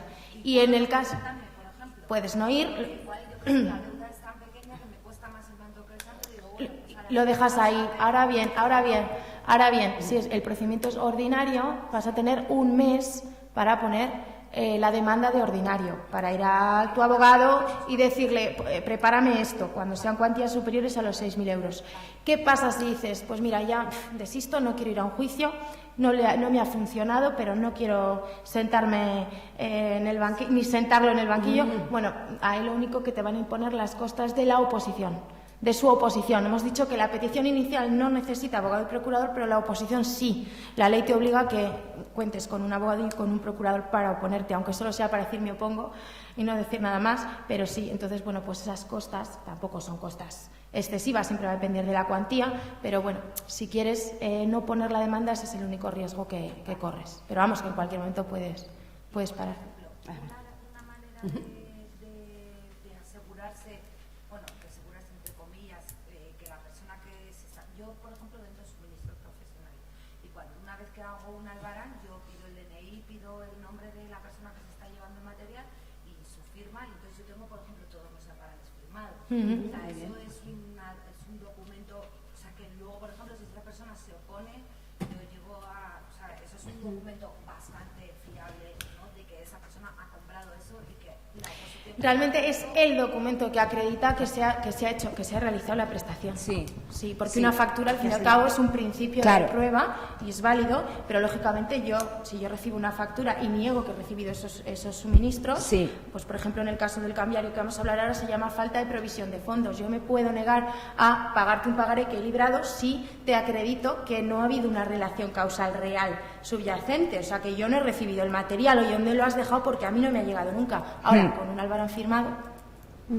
no se acabó. Vale. Hombre, puede negar la firma, que todo. Claro, sí, y a mí me ha pasado lo de que a mí me han negado que esa firma no es mía, tal cual, ¿sabes? Pero bueno, ya con un DNI, ya con... No, es más, yo creo que es más que suficiente una factura y un albarán, vamos. Sí. De hecho, el cambiario pues no está pensado para... Ya me salto un poquito lo que es. No está... Perdón. Sí, espérate. Monitorio cuando pasa a verbal. Un juicio cuando pasa a verbal hay una cantidad también a la que no es obligado abogado o procurador. Creo que están los 2.000, ¿no? Sí. No, creo que está algo más alto ahora. Y no hace falta abogado ni procurador. Son los 2.000, es el artículo 23 y el 31 de la Ley de Enjuiciamiento Civil, después de la reforma, que me sitúa en los 2.000 euros. Yo he visto documentos que están corregidos y ese argumento son 3.000. Bueno, no sé. Pues no sé, pero ese documento hay que actualizarlo. Sí. Exacto, en ese caso sí, te puedes presentar ahí de valiente.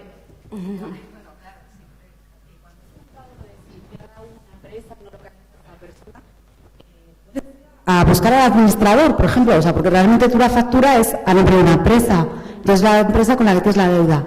¿Puede responder el administrador? Claro, vamos, responder A la deuda no. En cuanto al domicilio. Al domicilio. Sí, en cuanto al domicilio, sí. Sí. Otra pregunta, creo, sí. Sí, igual, sobre el tema de la notificación edictal, que es precisamente en esta línea, ¿cómo llegamos a una notificación edictal, a hacer una notificación? Pues cuando se han agotado las posibilidades también de averiguación por el juzgado. O sea, por ejemplo, el ínterin normal sería el domicilio que me consta en la nota simple o en el domicilio de facturación o el que el propio cliente me ha dado. 1. 2. Me dice el juzgado que ahí ha sido imposible y además las diligencias de notificación te suelen dar alguna pista a veces. Oye, que me han dicho en tal nave de tal polígono que ahora están en no sé dónde. Bueno, pues entonces a lo mejor así puedo aportar otro domicilio por mis propios medios. ¿Que no puedo? Solicito averiguación judicial. Solicito que sea el propio juzgado el que libre oficio al punto neutro judicial que se llama, que es donde está más o menos toda la información pública nuestra que pueda tener la Tesorería General de la Seguridad Social, la Hacienda, tráfico, etcétera.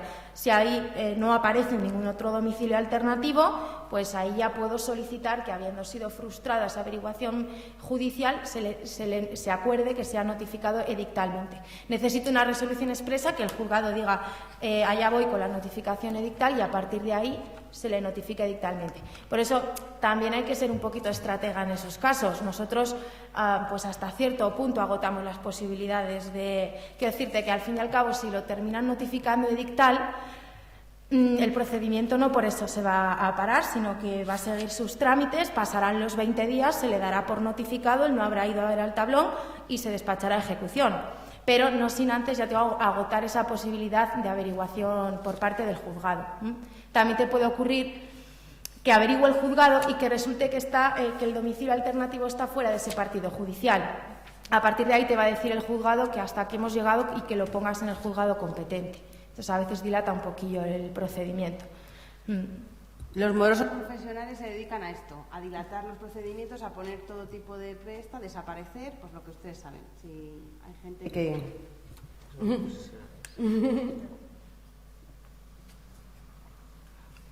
El monitorio, sí. ¿Y cuánto tiempo hay para poder iniciar el monitoreo desde la deuda? Quiero decir que cuando dilatan, llamas y no contestan, va pasando el tiempo. Es una obligación contractual que tiene un plazo de 15 años. 15 años. Gracias. Sí, hay plazos de prescripción. Es un plazo de obligaciones más pequeños que tienen que ver principalmente con obligaciones periódicas de otro tipo que pueden tener 3 o 5 años. Pero el plazo general de prescripción de las acciones personales de 15 años. Sí, hay que estar más atento en los plazos, por ejemplo, en el caso del cambiario, del vencimiento. Hay que estar al vencimiento del título, pero vamos, que para reclamar tú en función de tus facturas y la documentación de tu contrato, 15 años. Yo os iba a preguntarme, ¿no hay casos en los que por no encontrar el domicilio se archivan? Porque a mí el juzgado me ha notificado directamente archivar casos de monitorios por no haber encontrado el domicilio. Se archiva porque le ha sido imposible localizarlo y no han instado que se le notifique dictalmente, porque la posibilidad de la notificación dictal siempre está ahí. O sea, que eso lo tiene que pedir el abogado. Vale, muchas gracias.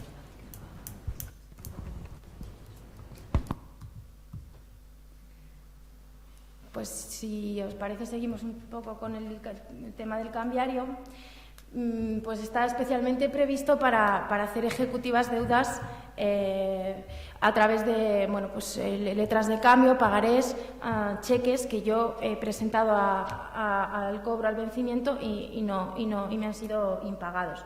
Entonces, como decíamos, no son títulos ejecutivos, pero sí que hay una posibilidad de exigirlos a través de un juicio especial de carácter ejecutivo, y ahora decimos por qué es de carácter ejecutivo, cuando pasan determinadas cosas, esencialmente cuando no hace nada, cuando ni paga ni se opone, va a ser un juicio ejecutivo porque se va a despachar ejecución.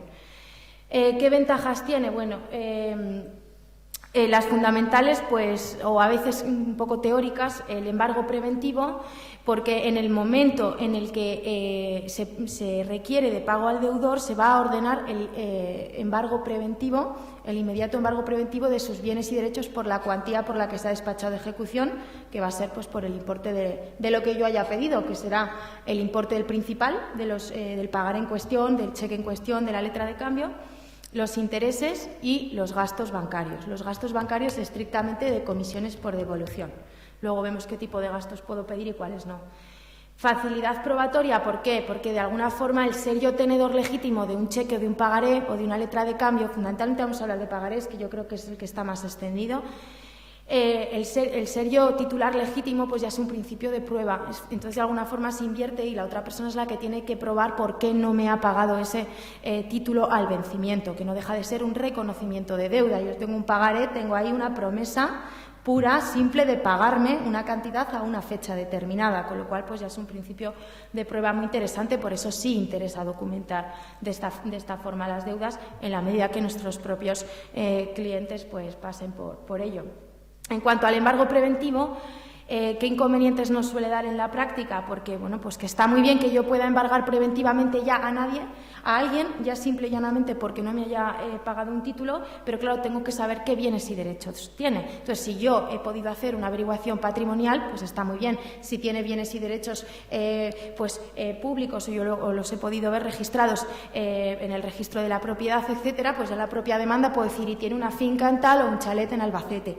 Pero si yo no lo sé y yo lo que hago es solicitar que se averigüe por parte del juzgado, ahí no siempre se accede. Es decir, que en el momento primitivo de poner la demanda, pues nosotros hemos visto contestaciones de Hacienda, que debiera ser la que me dijera qué bienes y derechos figuran a nombre de este deudor, nos ha dicho no, hasta que no haya un despacho de ejecución, yo al tiempo de la demanda no te doy esa información que es confidencial. Y ello a pesar del deber de colaboración de justicia que tienen como organismo público, pero vamos, que el tema del embargo preventivo sí, pero cuando yo sé qué tiene y cuando, si no, me quieren dar esa información por otros medios.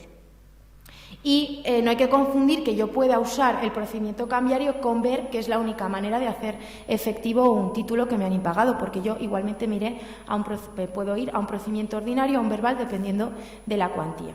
Pierdo esa posibilidad de embargo preventivo inmediato que de otro modo en un procedimiento ordinario o verbal tengo que pedir a través de medidas cautelares y tengo que justificar al juzgado que hay un riesgo de que este deudor se despatrimonialice o me alce bienes, que hay un riesgo en la mora procesal que se llama, y además tengo que probar al juzgado que hay apariencia de buen derecho en mi reclamación, o sea que tengo prácticamente la razón, aunque no entre a prejuzgar, pero vamos, que ya es bastante más costoso, técnicamente cuesta mucho más fundamentarlo, y sin embargo si yo pongo un cambiario en el requerimiento ya se va a decretar el embargo preventivo de bienes y derechos. Vale. Otras formas que hay de documentar la deuda que antes comentábamos, aparte de los títulos cambiarios, pues son estos reconocimientos de deuda ante notario, que estos sí que son verdaderos títulos ejecutivos, que tienen razones muy concretas y muy tasadas de oposición y que no excluye tampoco que firme simultáneamente títulos cambiarios, pero lo vamos a comentar luego con más detalle. Ya hemos comentado un poco, si no pues lo decimos brevemente, un poco qué es lo que más interesa o por qué el documentar la deuda con un cheque y un pagaré, pues a nadie se le escapa que yo puedo así aplazar el pago de alguna manera, lo tengo además también garantizado con un documento y me aseguro el cobro, que me está prometiendo que me lo está pagando y tengo este medio de hacerlo exigible si al vencimiento no me lo paga. También es un medio de financiarnos porque yo puedo utilizar el descuento en las entidades bancarias y es muy interesante, no tengo que esperar al vencimiento, puedo ir ahí, sí que es verdad, me van a cobrar unas comisiones, pero bueno, de alguna manera yo tengo esa liquidez que a lo mejor de otra manera no tendría y luego ya se subroga y asume pues el riesgo de cobrarlo o no cobrarlo mi entidad bancaria. También vale para tener pues posibilidad de pagar por endoso. Soy el titular legítimo de un título y yo puedo pagar a su vez pues mis propios créditos a través de esos títulos. Entonces, en una situación puntual pues de falta de liquidez y demás, pues puedo endosar el título que yo he recibido. ¿De qué va el cambiario? No sé si me estás preguntando. No, perdón. En principio ponemos una demanda más o menos sucinta, explicamos un poco el contexto de la relación causal, pero lo que es fundamental es aportar los títulos cambiarios que llegado el vencimiento me han impagado. ¿Qué va a ocurrir? Bueno, pues el juzgado que lo reciba va a hacer un análisis de la corrección del título, de la corrección formal. Si está bien el título, se va a admitir, en el mejor de los casos, generalmente es así, y se va a notificar al deudor y se le va a requerir por 10 días. Aquí es la mitad del plazo que tendríamos en un monitorio, 10 días. Con esa orden de embargo preventivo de los bienes, pues eso, principal, intereses, gastos, costas. ¿Qué puede hacer? Pues puede también pagar, normalmente consignará en el juzgado y se nos dará traslado. En este caso, claro, se le van a imponer las costas, porque en este caso sí es preceptivo el abogado y el procurador para poner una demanda cambiaria, con lo cual sí que se han generado costas que puedo repercutir al deudor cuando me pague dentro de esos 10 días. También puede formular demanda de oposición cambiaria. También será necesario que la suscriba abogado y procurador. Y esto nos va a llevar necesariamente a un juicio verbal, necesariamente, y con independencia de la cuantía, aquí no se diferencia, y nos vamos a ir allí a ver en una vista al juzgado, en la que además de alguna forma se invierten los papeles, porque yo he puesto una demanda cambiaria y él para oponerse se ha formulado una demanda de oposición, con lo cual yo me sentaré como demandado. Primigeniamente el que demanda se sienta a defenderse y ahora es demandante el que se opone. Se celebrará la vista. Dime.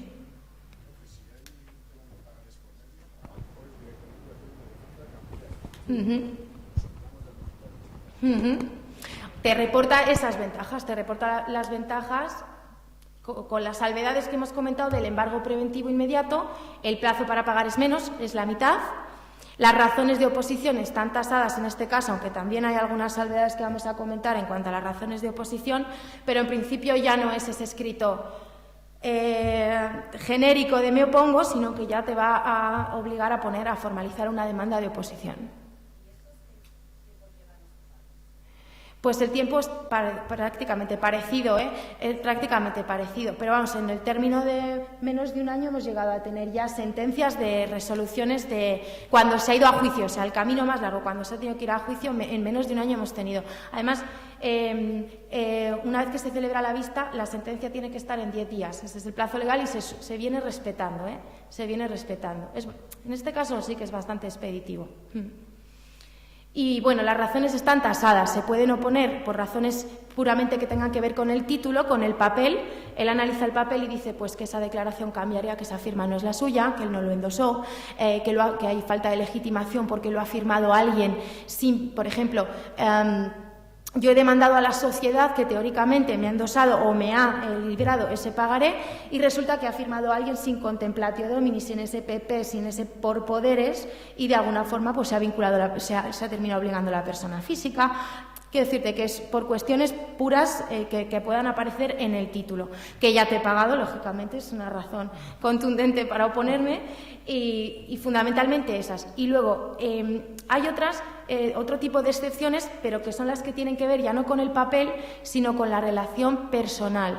Ya no solamente negocial, sino con las excepciones personales que yo tendría contra el demandante. Por ejemplo, lo que comentábamos antes, lo que comentaban de la falta de provisión de fondos. Por ejemplo, o sea, negar de plano que ha habido una relación contractual que haya fundamentado, y se ha visto, y yo lo he tenido que defender, que realmente ha habido una entrega de materiales, incluso sin albaranes firmados y teniendo que recurrir a, pues yo que sé, una certificación de una empresa de transportes que acredita que yo te he suministrado esto porque no tenemos los albaranes firmados y esa persona dice que no lo ha recibido y que nunca ha habido un negocio que fundamentara. Pues, decirte que es una excepción que se utiliza aunque parezca forzada. Luego, el incumplimiento del contrato, que esto sí que ya lo que ha abierto aquí todas las batallas posibles dentro de un cambiario. Es decir, si yo dentro de un cambiario, que nos vamos a sentar en una vista en la que me vas a contestar verbal y me vas a aportar por sorpresa todos los documentos que tú quieras, me vas a poder alegar, bueno, ya en tu demanda de oposición cambiaria, el incumplimiento del contrato, pues al final ni es un juicio ejecutivo, ni es un juicio expeditivo, ni pierde ese carácter abstracto el título y al final pues estamos debatiendo sobre si me has hecho bien o no la prestación, si me has entregado o no las mercancías correctas en plazo, etcétera, etcétera. Entonces, una vez que se abrió por la jurisprudencia la posibilidad de excepcionar el contrato, no solo el incumplimiento total, sino meros defectos de cumplimiento del contrato, pues lógicamente las demandas de oposición, formular una demanda de oposición y documentarla mínimamente, por lo menos para dilatar y para evitar el advenimiento inmediato de embargos, es relativamente sencillo. ¿Sencillo por qué? Pues porque en una dinámica normal de una relación de compra-venta, pues por ejemplo, de compraventa, pues siempre hay incidencias, siempre hay, por ejemplo, correos electrónicos. Oye, este pedido o este otro tiene tal defecto, ha venido tarde, etcétera. Quiero decirte que de alguna forma yo si quiero puedo revestirlo de incumplimiento o de cumplimiento defectuoso y al menos montar una demanda mínimamente creíble para defenderla en una vista. O sea, aquí entre nos, yo sí que he oído, y ya ir comentando, ¿no? Pues ya fuera de sala, pues oye, mira, todo esto me lo he inventado. O sea, directamente todo esto sé que son, y la sentencia ha terminado diciendo, no, mira, son vicisitudes normales y corrientes que pasan en todos los contratos de compra-venta, pero como se ha abierto la puerta y yo puedo alegar en función de la relación causal, pues cualquier cosa puede alegarse que es un incumplimiento y al fin y al cabo, pues la oposición la tienes ahí y la vista, pues ya la tienes que defender y ya tienes que intentar tener una sentencia favorable. Sí, lo que apunta un poco Cecilia es que se ha desnaturalizado la propia objetivo y la naturaleza del procedimiento cambiario a nuestro entender.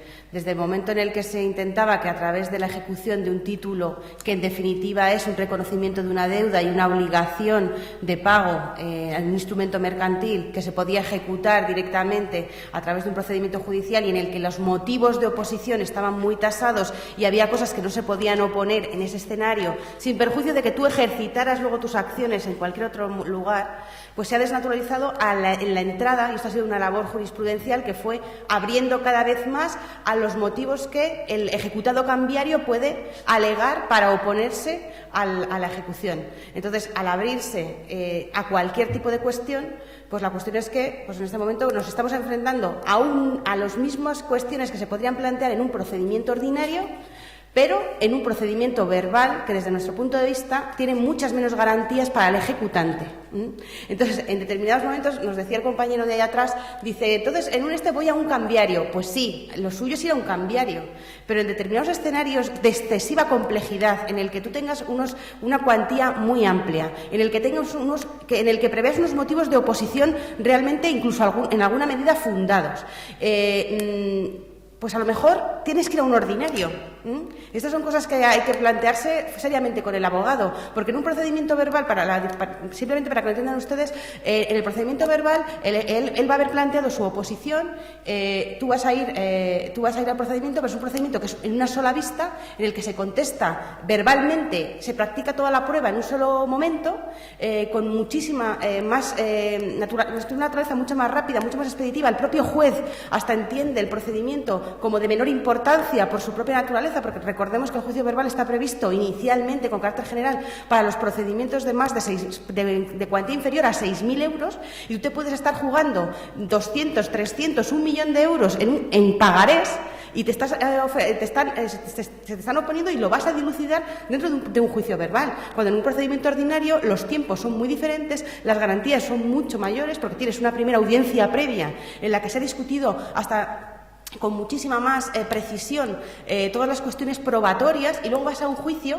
que es un juicio, pues una vista de juicio ordinario, en el que, después de haberse depurado y aprobado las pruebas que una y otra parte van a plantear en la audiencia previa, pues se van a pegar, es lo que decimos nosotros, nos vamos a pegar en un juicio ordinario con una mayor amplitud y con una mucha mayor tranquilidad para las dos partes. Entonces, desde ese punto de vista, yo entiendo que puede haber argumentos para que en un determinado momento pues puedas intentar prever que el tema del ordinario puede ser más favorable. Esto es opinable, claro, evidentemente, pues los planteamientos pueden ser muy diversos, pero bueno, a nosotros nos parece en esa línea que la desnaturalización del juicio cambiario pues está ahí encima de la mesa. Sí.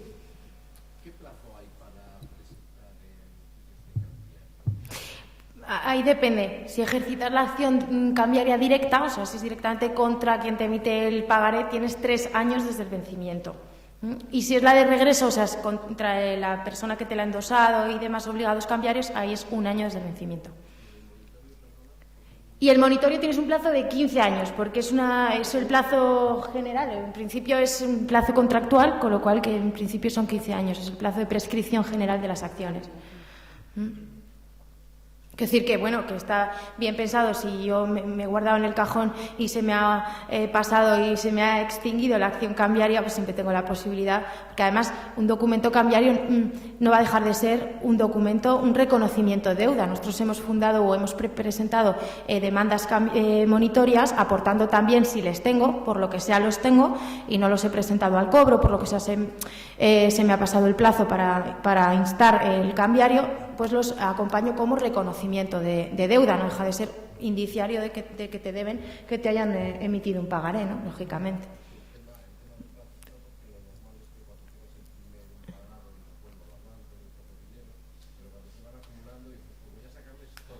Claro, sobre todo también a efectos de intereses y demás. Lo que pasa es que sí que conviene estar atento con los plazos del vencimiento. Sí. Para la acción cambiaria no. Para la acción directa, para la cambiaria directa no es necesario, porque además tampoco es muy razonable, ¿no?, encima asumir esos gastos, que de momento los voy a tener yo, que de momento me los va a cargar el banco, luego ya veremos si... Pero no, para la acción directa, o sea, para la persona quien te ha... Pero claro, yo no voy a poder efectivamente pedirte intereses, es decir... solamente te voy a poder pedir el principal, porque ese protesto o esa declaración equivalente que te hace la entidad bancaria es la que acredita que incurre realmente en mora el deudor, con lo cual solamente vas a tener los intereses, no vas a tener los intereses legales desde ese momento, sino que simplemente vas a tener los intereses de, pues si se le llega a despachar ejecución, pues los de toda resolución. ¿Para qué? ¿Para presentarlo al cobro?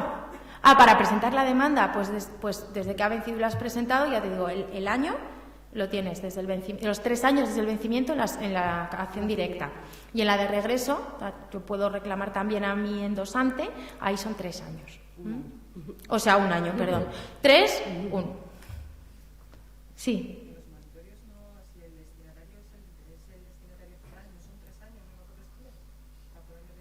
No. Pero depende de la que depende qué tipo de obligación estés pidiendo. Estamos hablando del plazo de la obligación. Claro. La obligación, vamos a ver. Sí, pero depende de la obligación que da lugar a reclamar. El plazo general de vencimiento de las obligaciones es 15 años las obligaciones personales. Como os he comentado antes, hay algunas obligaciones que vencen antes. Tiene otros plazos. Con periodos de 3 o de 5 años, según el Código Civil. Depende de la obligación. Eso afecta necesariamente también a los periodos. O sea, que depende, si tu abogado te ha dicho que tenías que reclamar en 3 años, es porque la obligación vencía a los 3 años. Porque esa obligación en concreto era de las que vence a los 3 años. Pero las obligaciones con carácter general, te digo, el plazo general de las obligaciones es de 15 años. O sea, no es lo mismo reclamar el precio pendiente de una compraventa que reclamar las cuotas pendientes de la comunidad de propietarios, claro, o que reclamar... Es que depende. Hay obligaciones que tienen unos plazos inferiores. De obras. De certificaciones pendientes de pago. Habría que ver el contrato que se ha pactado, pero vamos, en principio ahí jugaríamos con el plazo general. La verdad es que no tengo el código aquí civil como para darte detalle de los plazos de vencimiento de las obligaciones, pero vamos, que tiene que ver, lo que te digo, yo recuerdo de memoria pues que otras obligaciones de vencimiento periódico, por ejemplo, o las que tienen que ver con pues la ley de contrato de agencia respecto de determinadas cosas de la gente o determinadas otras obligaciones tienen plazos inferiores y eso hay que tenerlo en cuenta, o prestaciones determinadas prestaciones de servicios, bueno, está el código te establece exactamente 3, 5, 15 años son los salvo, no sé si igual pueda tener que ver a lo mejor con retenciones o con los plazos de garantía de la ley de ordenación. No. El precio de la obra estás midiendo.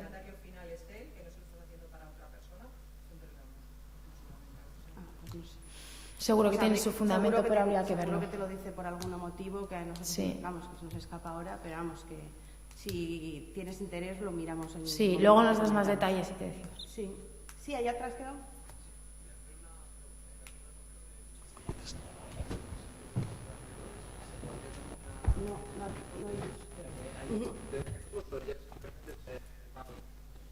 En el caso de concurso.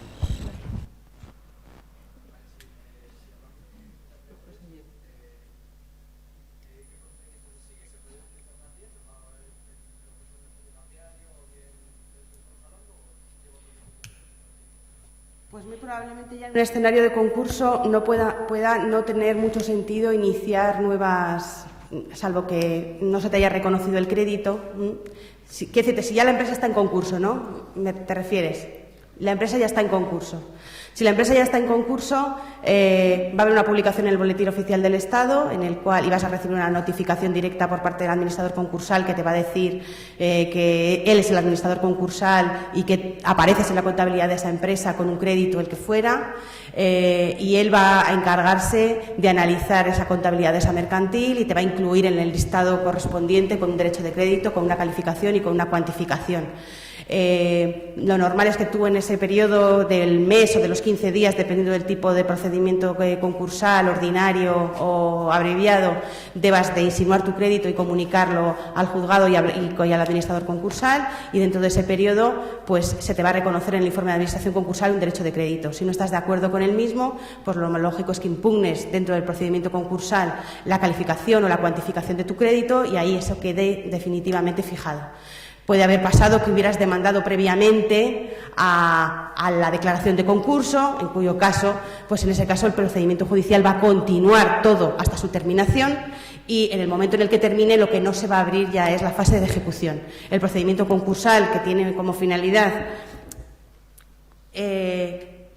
tomar todo el patrimonio, todo el activo de una determinada empresa y, por otro lado, todo su pasivo y proceder al pago ordenado de las deudas en función de lo que establece la ley concursal, bien a través del convenio o a través de un escenario de liquidación, es incompatible por su propia naturaleza con las ejecuciones singulares, es decir, con que cada uno de los acreedores continuara ejecutando o intentando ejecutar los bienes de esa empresa concursada. Si la empresa va a concurso, va por ese motivo, va a paralizar su estatus en un determinado momento, va a tener unos créditos concursales, se van a analizar, se van a cuantificar, se van a calificar conforme a lo que dice la ley, se van a ordenar por orden de preferencia establecido en la propia legislación, y conforme a al activo que haya para responder esas deudas, se va a ir respondiendo por ese listado y en ese orden de las deudas concursales.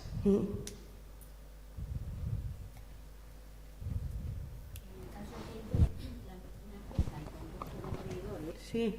La persona puede tener unas deudas pendientes, quiere decir que tendría que estar, igual en el concurso de acreedores no ha reconocido esas deudas. ¿Cómo la persona se puede enterar, por ejemplo, de que tiene unas deudas? Digamos que a mí me debe, ¿no? Y el seguimiento. Si, por ejemplo, no me comunican que estoy dentro de las personas que me lo deben. Sí, pues esto es una cuestión que ¿cómo te enteras que está una empresa en concurso de acreedores?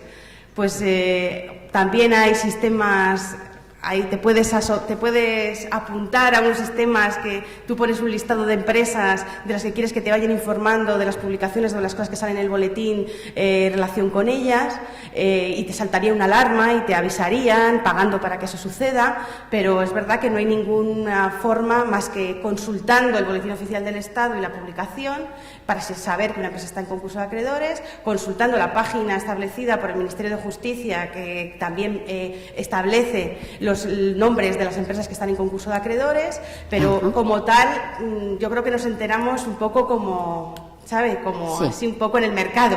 No sé si a lo mejor alguien conoce algún caso más esto. Yo sí, a mí clientes me lo han pedido, gente que tiene muchísimas empresas, clientes que trabajan con muchísimas empresas. Hemos estado buscando mecanismos y más bien pues son empresas que pagando pues te dan un sistema de alarmas y de alertas y que te permite tal. Y si no, pues tienes a alguien que busca todos los días en el boletín oficial todas las publicaciones. Perfecto. Y revisa los oficios, las publicaciones de los registros de lo mercantil de España y van viendo pues que su empresa está en concurso, ¿no? Otra cosa. Las empresas que emiten informes de otras empresas, dígase, están en el RAE, Informa y demás, estas empresas que emiten estos informes, ¿están actualizados o no están actualizados? Si muchas empresas están presentando sus, digamos, los estados del registro mercantil con retraso, ¿con qué antigüedad las empresas, Informa, por ejemplo, emiten sus informes? Porque puede suceder que una empresa me están diciendo que está fenomenal, maravillosa y está actualmente. Pero es que los informes de esas empresas al final siempre te van a decir con qué estados contables de la deudora han trabajado, y normalmente van a trabajar con los últimos que le haya dado la gana de depositar en el registro mercantil. Entonces, antes de ponerte, nosotros lógicamente, antes de empezar a analizar, qué ratios de solvencia tiene, qué puesto tiene en el mercado, qué tal. Oye, a ver, ¿cuándo ha sido la última vez que ha depositado cuentas? Lógicamente es la única manera que tienen estas empresas que analizan la solvencia, de tener, pues eso, de aproximarse un poco realmente a la situación patrimonial y un poco a los estados financieros de la empresa, viendo sus últimas cuentas, pero es que es lo que hay.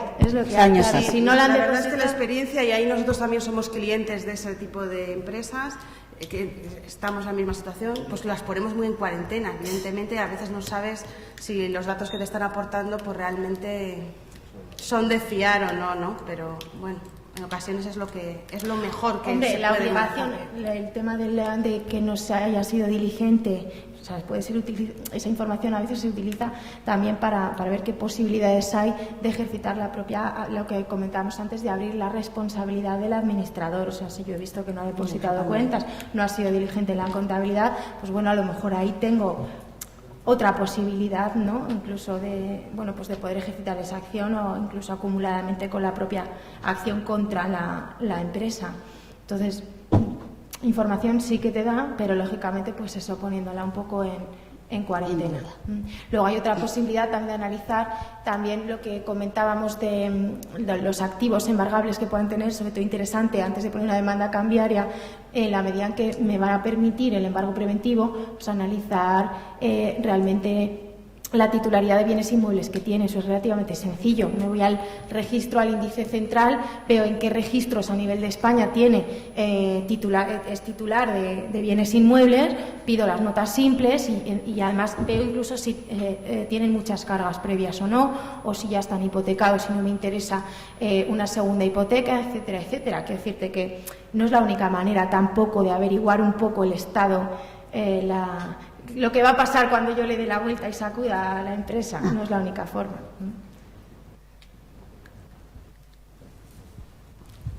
Creo que querías preguntar algo. Sí. Yo quería preguntar, antes había dicho que no se puede ir contra el administrador. ¿Hasta qué punto no se puede ir contra el administrador? Si a lo mejor se puede demostrar que ha tenido una mala gestión o... ¿Eso se puede? Sí se puede. Lo que no decíamos que no se podía en el contexto de la demanda monitoria. Cuando a mí me había ido mal en el domicilio de la sociedad, yo puedo aportar el domicilio del administrador.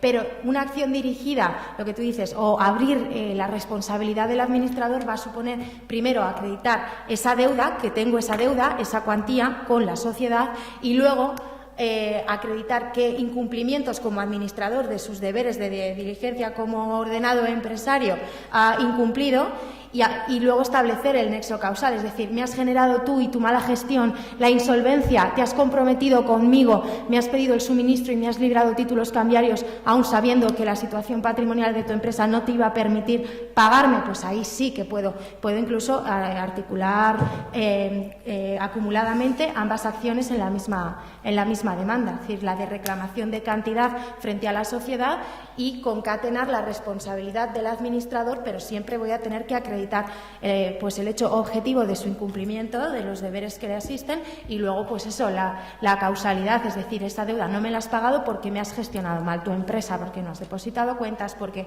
no la has disuelto cuando debías estando en causa legal, etcétera, etcétera.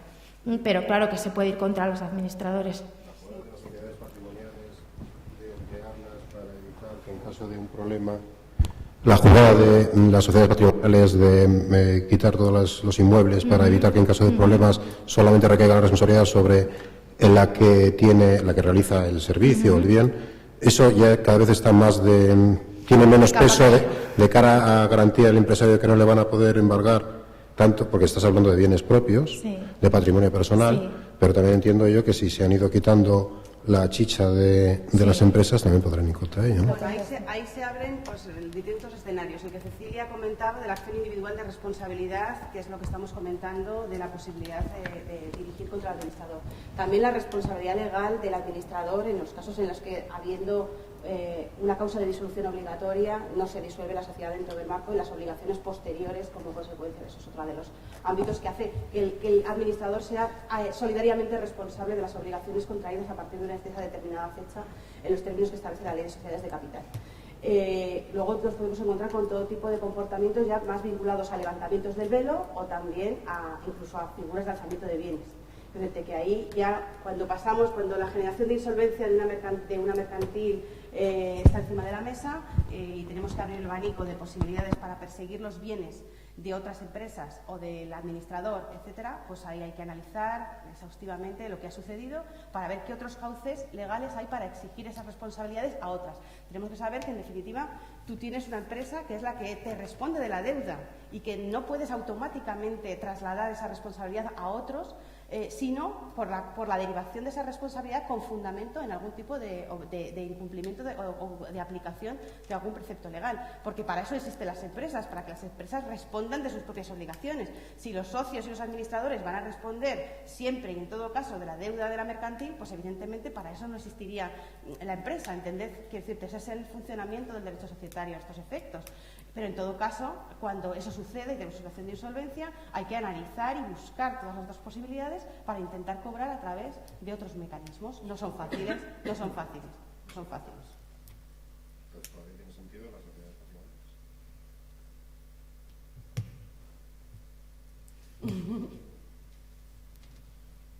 No son fáciles. No sé si hemos acabado ya. Yo quería hacer el último comentario para que no nos quedara en el tintero, de que nos llevemos un poco una idea en general. ¿Qué es lo que me conviene más hacer?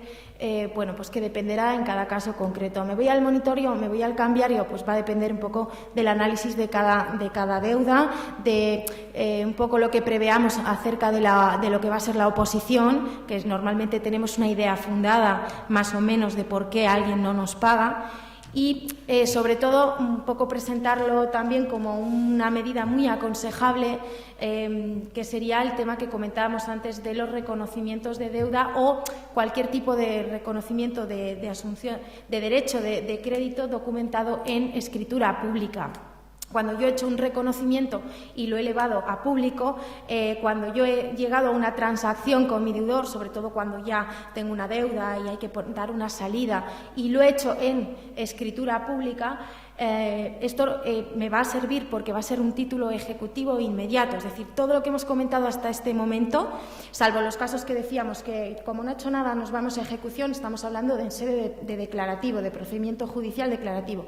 Yo todo eso me lo ahorro si yo documento una transacción o documento un reconocimiento de deuda ante notario, voy con mi primera copia o sucesiva o segunda copia, pero siempre que haya sido expedida por mandamiento judicial o en convenio por todas las partes, aunque creo que eso había cambiado, pero yo tengo mi escritura pública y ¿qué va a ocurrir? Que ahí sí que se van a limitar las razones de oposición. Cuando hablamos del monitorio las razones eran amplias, cuando hablamos del cambiario las razones inicialmente tasadas por la ley se han venido ampliando también, porque el tema que comentamos de las razones basadas en la relación causal, pero cuando yo tengo esa escritura pública, cuando yo puedo ir a un juicio ejecutivo con esa escritura, me van a poder alegar, pues, o bien que se ha pagado la deuda, acreditando que me ha hecho el ingreso, o bien un crédito, o que hay un crédito compensable por su parte en otro título con fuerza ejecutiva. Por ejemplo, bueno, es que contra tu escritura yo tengo una sentencia en la que resultaste condenado.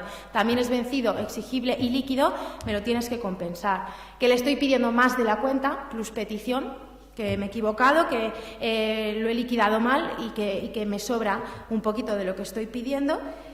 Que hemos hecho un pacto entre las partes con una quita o con una espera o un pacto de no pedir, pero bueno, basta con que conste, no hace falta en este caso que conste en documento público, o que hay una transacción o que hay un acuerdo recíproco de no hacer ejecutivo por lo que sea esa escritura y que además se ha elevado a documento público. Es decir, que yo me he reconocido la deuda, la hemos elevado a documento público, la hemos elevado a escritura pública o la hemos otorgado ante notario y luego hemos, por lo que sea, pactado y también elevado ante notario que esa escritura no iba a ser ejecutiva. O sea, que son razones, quiero decir, que básicamente o te he pagado o tengo un crédito compensable o hemos llegado al acuerdo de que no me lo pedías. Sí.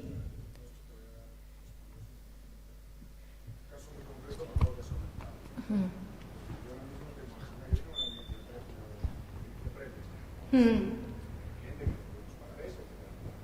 que él me propone ahora para evitar los cuestiones de la dirección de juicio es esto que estás comentando, hacer un acuerdo de pago, una cantidad mensual y elevarlo a público. A mí me interesa ahora coger en lugar todo lo del juicio que parece que va a salir, ir al notario, firmar esta historia o me pido ya con todo a Cristina y ver qué pasa. Yo intentaría que todas las costas que te ha supuesto hasta este momento el procedimiento se incorporen y asuma y reconozca y las incorporéis dentro del calendario de pagos. Y ya está. O sea...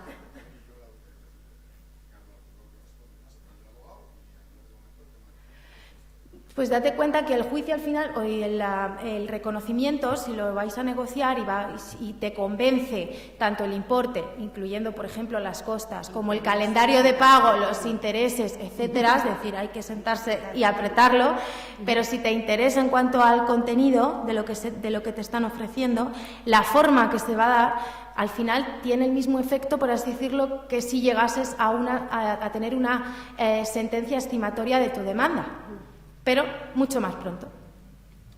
O sea, yo creo que es recomendable así a bote pronto. Si haces el aplazamiento, no olvides incorporar una cláusula de vencimiento anticipado para el caso de que incumpla alguno de los plazos, de manera que la totalidad de la deuda venza en el caso de cualquiera de esos incumplimientos y así puedas reclamar la totalidad en un título ejecutivo de forma directa. Eso es interesante.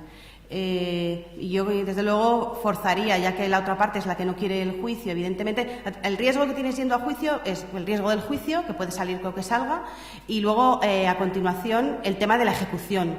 La ejecución en España funciona fatal, lo sabemos, o sea, que la traba de bienes, los embargos, es horroroso, no aparecen bienes, la gente los oculta, el sistema judicial no ayuda, es lento, es farragoso en las situaciones actuales que tenemos. Si él no quiere pagarte y tú estás a las expensas de ir a juicio, tener una sentencia estimatoria y a lo mejor verte que no tiene bienes para ejecutar, y en un escenario de ese tipo, realmente que no le vas a poder ejecutar claramente, porque no es una empresa claramente en funcionamiento, los bienes no los tiene muy claros, no le vas a poder presionar en un procedimiento de ejecución, puede ser interesante realmente llegar al acuerdo, pactar, para que vaya cumpliendo, para que saque el dinero donde lo tenga y lo vaya pagando poco a poco en los plazos que él te pide, pero tú vas a tener esa garantía, que es interesante en la escritura pública.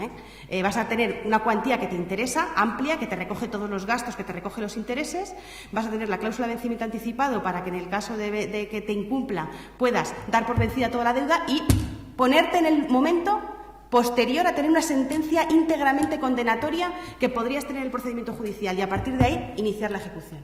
Entonces puede ser interesante. Otro riesgo que neutralizas así es una posibilidad de que te apelen la sentencia, por ejemplo, que eso no evita que tú puedas ir ejecutando la sentencia a tu favor provisionalmente, pero siempre tienes ahí la contingencia que te la revoquen en segunda instancia. Vamos, que más vale mala venencia que buena sentencia, y si la mala venencia te queda en documento público, mejor.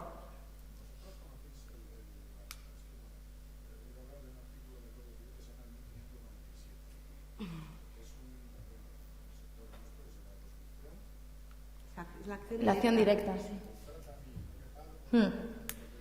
Sí.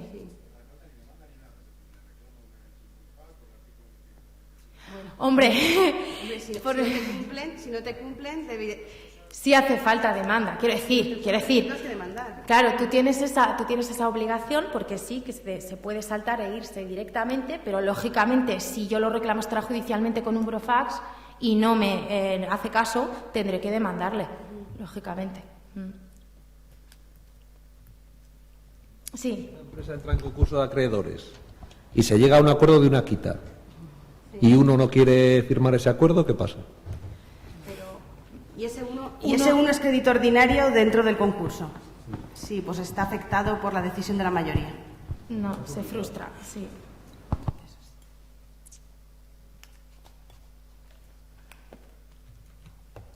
¿Más cosas?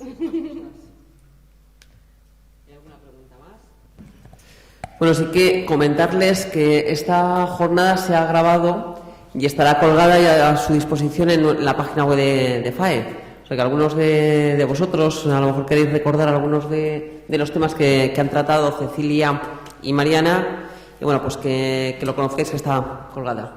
Muchas gracias, Cecilia, gracias, Mariana, Un placer. y gracias también a vuestro despacho Garrigues. Gracias.